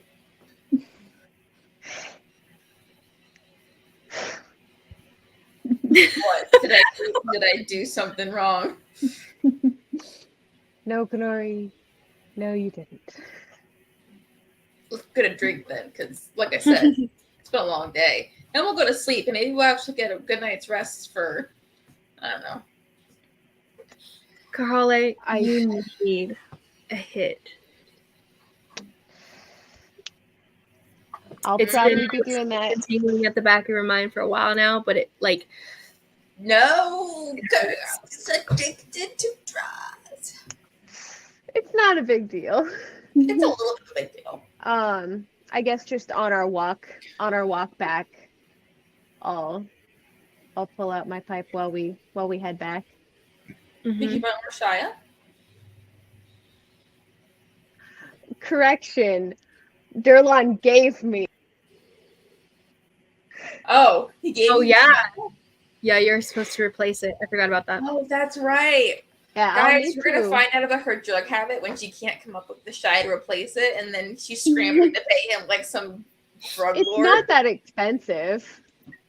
I like No, my it- story better. It's fine. We'll know it's a problem when my stash is gone. Oh wait, where is it? Yes, mark off a use of Shia that you have. How many do you have left? 3. Oh boy. Okay. Um, Did you mark off one for the day but yesterday, by the way? Because there was that day of travel that you guys spent. Did you mark one off for the day No. of travel? Go ahead and mark it off. Because you will have to take it once a day or risk messing with your system a bit. Cool. Now it's like medicine. It's fine. It's fine. Pretty much. It's like your allergy pill. You gotta take it every day. As you guys are... Oh, go ahead. Just talking on our way back. I feel like we need to do something. Something. You know what? For Nemo. I guess. What do you want us to do? I mean, he didn't serve a god. You want us to have some kind of ceremony for the core, or like, I don't know.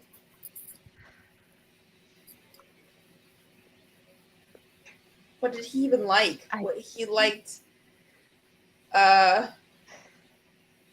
We could, well, set something on fire in his honor. I don't know. That's actually kind of cute. I mean, he would.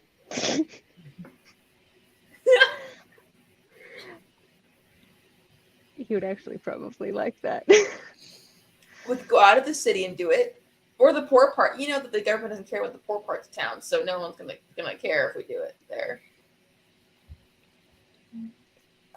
Burn something. Maybe we could write notes and throw them in the fire, and it'll carry it away to his soul. Well, I mean, the one I gave him already kind of burned.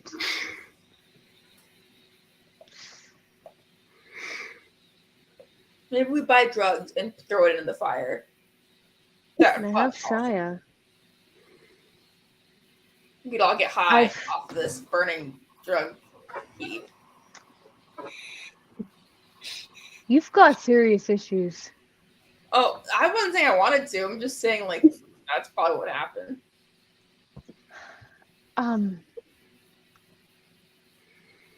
Just I don't know what to do. We can wait. It's not like we have a body that's going bad, unfortunately. So, Okay. maybe we should get some rest tonight. It's pretty Take late. the night. Okay. And then we'll figure out something to do. Fine.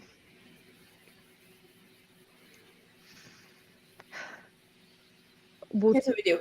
We find Patronus and kill him, and then we burn his body and pretend it's Nemo's. Because, I mean, they're basically like the same, right?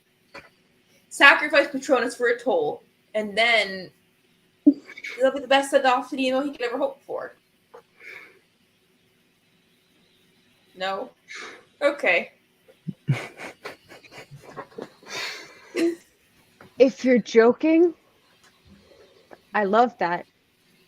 If you're not, we should probably unpack that later. I'm definitely joking. Total ha-ha funny moment there. Yeah. I feel like we should get some sleep. Yeah, okay.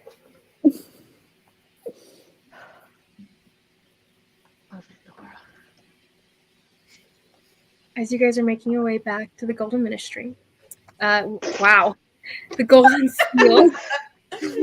Golden Ministry. Well, little do we know that our faction's overtaking the Torian Ministry and just... As you guys are making your way back. Kanari, go ahead and make me a perception check. Great. Just, well, no, you have advantage on this, actually. Like your normal perception checks. 24.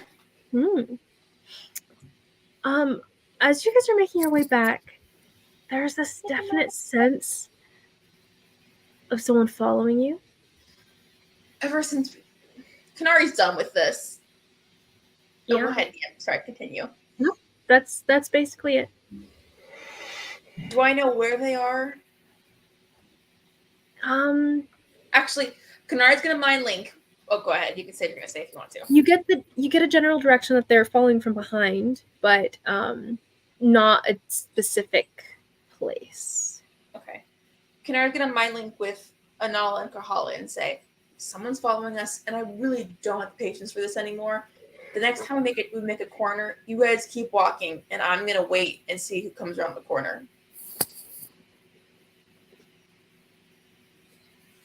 You're muted, Kahala. All right, let's do this. All right, sometime we make a corner. Kanari presses up against the wall or climbs up real quick if she thinks she has time. It doesn't really matter. Basically, waiting to see who comes around the corner, following them. Mm-hmm. Okay, first, okay, so as you wait there, waiting for someone to come up behind you, the streets aren't completely empty, but it is, it's not a lot of people on the street at this point. You feel two people past you that didn't seem to catch your interest, but you do have one kind of slow, drunken individual that seems to have been like stumbling behind you guys for a time now, which does catch your interest. And he starts to stumble past you, and everything doesn't seem to notice you. Keeps walking after in the direction that the others went. Continues stumbling past you. I'll wait for a minute and see if he keeps following them. So I'll start a trail behind and see if no one else comes by that seems of interest, then I'll trail behind that person and kind of just, if he keeps following them, for a little bit, then I'll make a move. You also, so as you wait a little bit and they seem to continue following, and you're following after him now, right? I would wait for just a couple more 30 more seconds just to make sure that no one is and then I start following them. Okay, go ahead and roll me a stealth check. Dan, would I have noticed or heard or seen anything as well? Go ahead and roll me a perception check yourself. Anyone who wants to 20. kind of look over their shoulders, kind of keeping track of this. Dirty 20. Got it.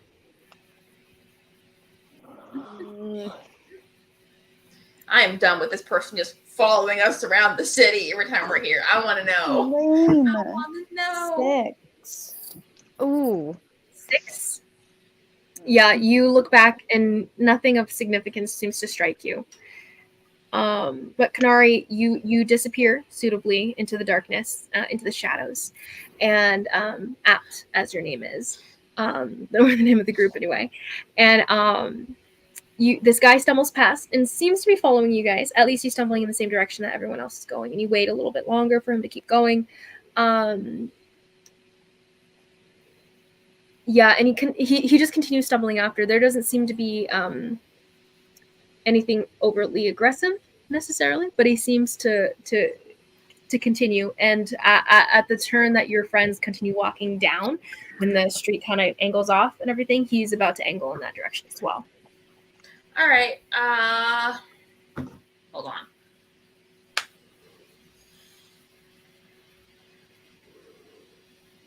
I'm looking up something real quick. What are you looking up? I'm trying to see what my radius on take thoughts is and how close I have to be.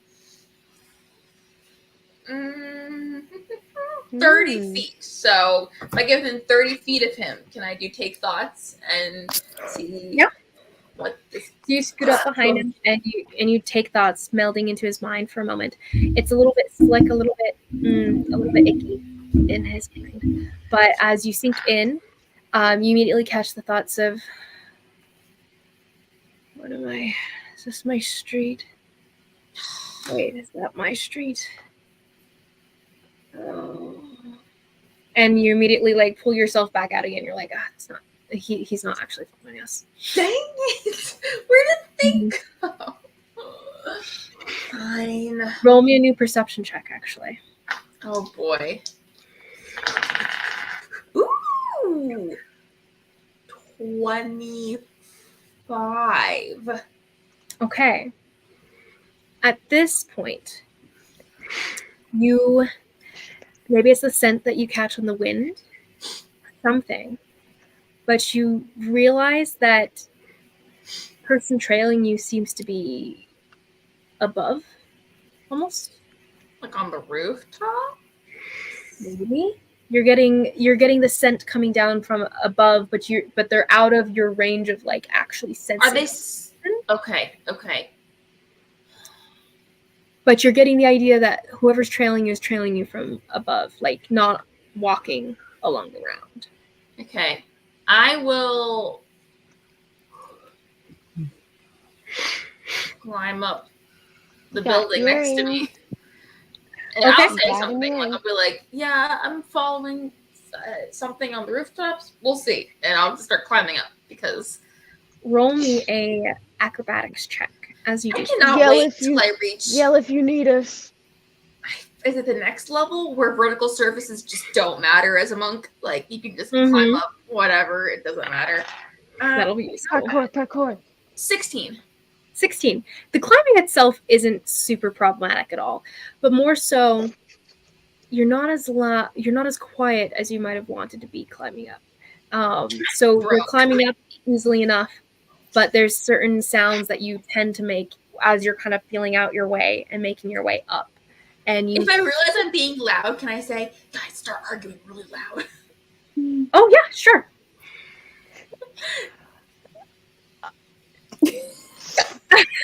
I can't think of anything bad to say about you. How come you're so perfect? That's really annoying. What's up with that? And your stupid Shout face. echoes down the alleyway. And What's up with that? Quietly. Shut up! People from inside their little housing and stuff. Go to bed! Trying to sleep here! Too bad. Screw you! Screw you.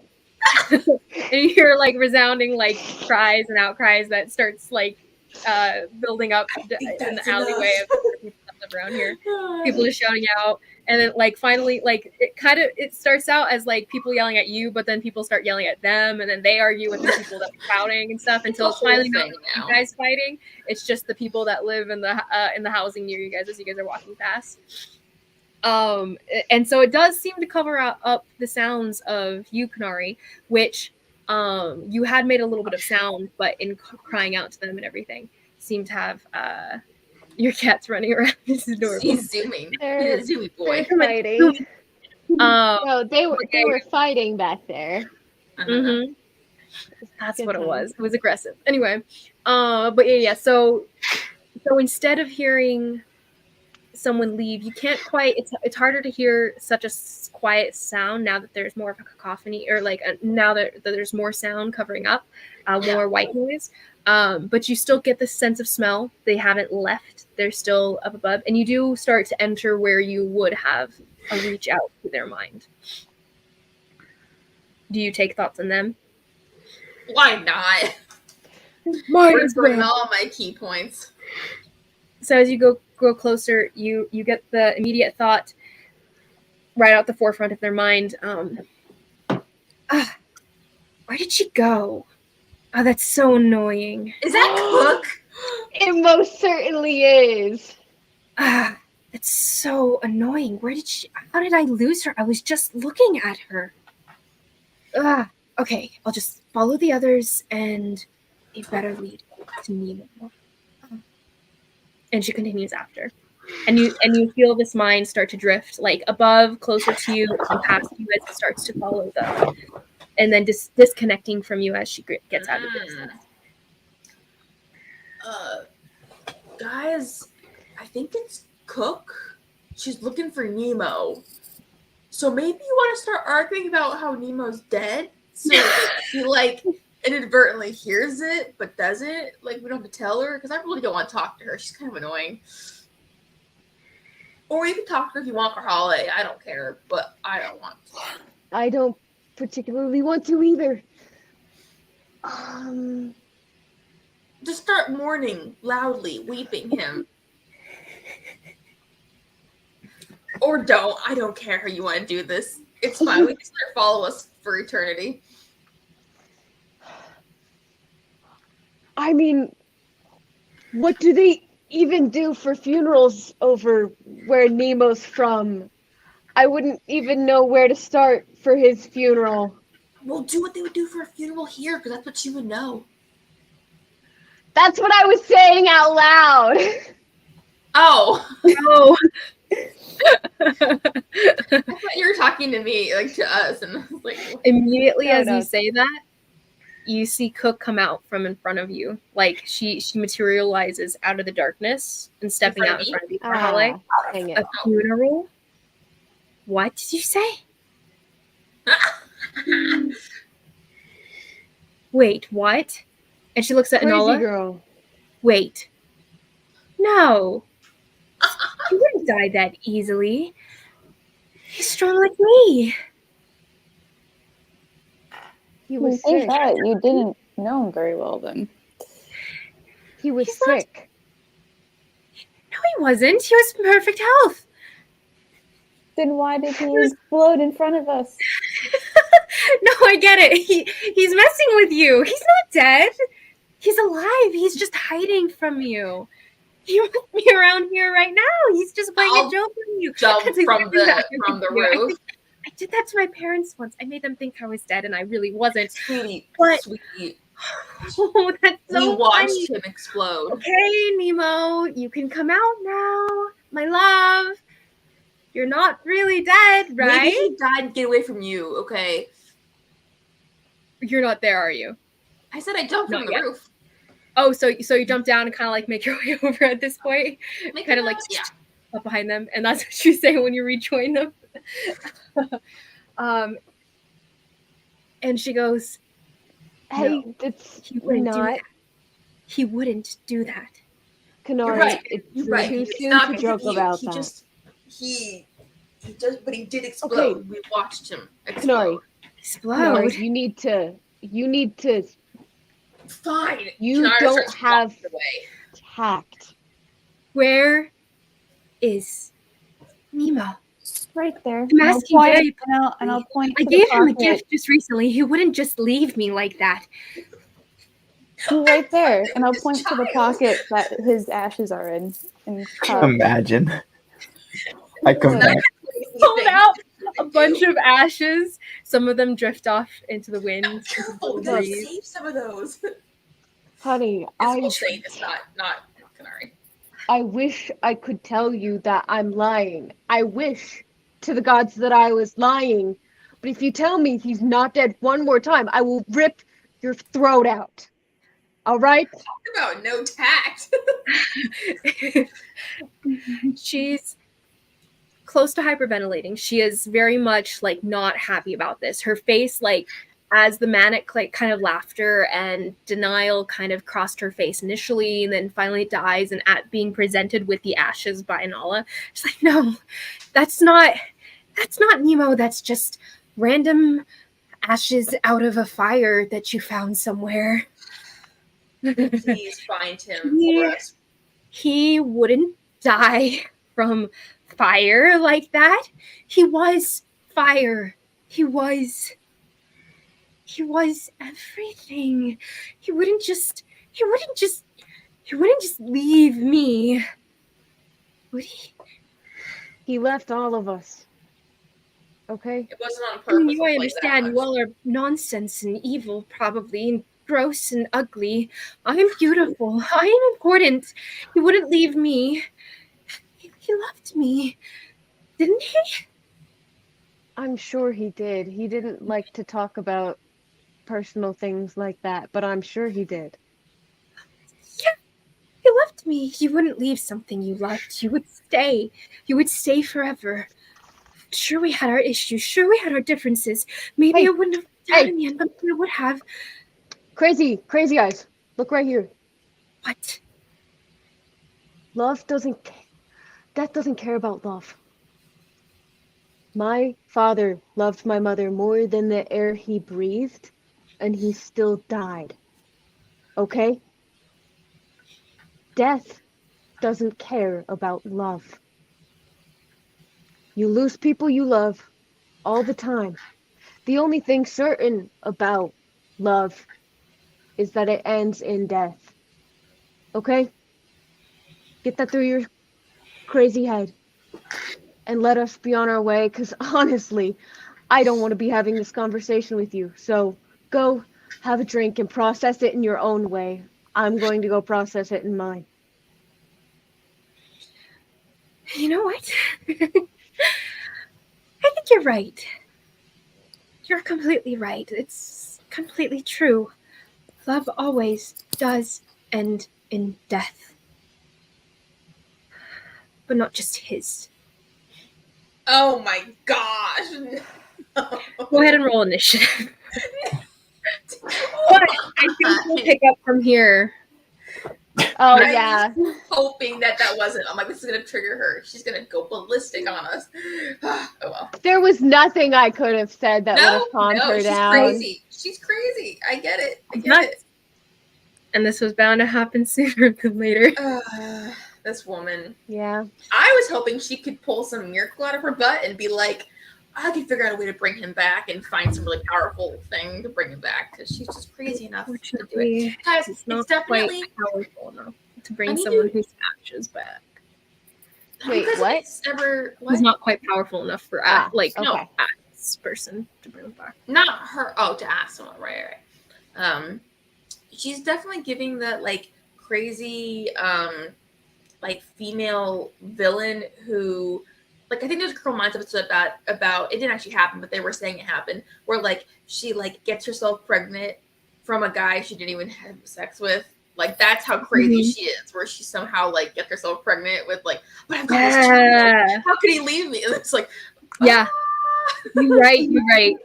She's just like that. That's so on point. Certifiable. But honestly, since if you hadn't mentioned that he was dead, she probably would have just kept on following you until she got bored, kind of thing. Yeah. But since you mentioned the funeral, she was maybe. like, Dang it. Well, I mean, oh well. oh, like, wait, no worries. This, like I said, this is gonna happen sooner than later. Kanari was She's not tired someone of who her can following take. them. She doesn't take she doesn't take abandonment very easily. But was she the one following us since we first entered the city? Because that's what I don't know. Mm-hmm. Maybe Man, someone I from the Painters Guild was following us since I don't know. really just want Nemo back. I know, Nathan. I know. We all want Nemo. I You wanna really end the need live? to go to bed. Oh yeah. No worries.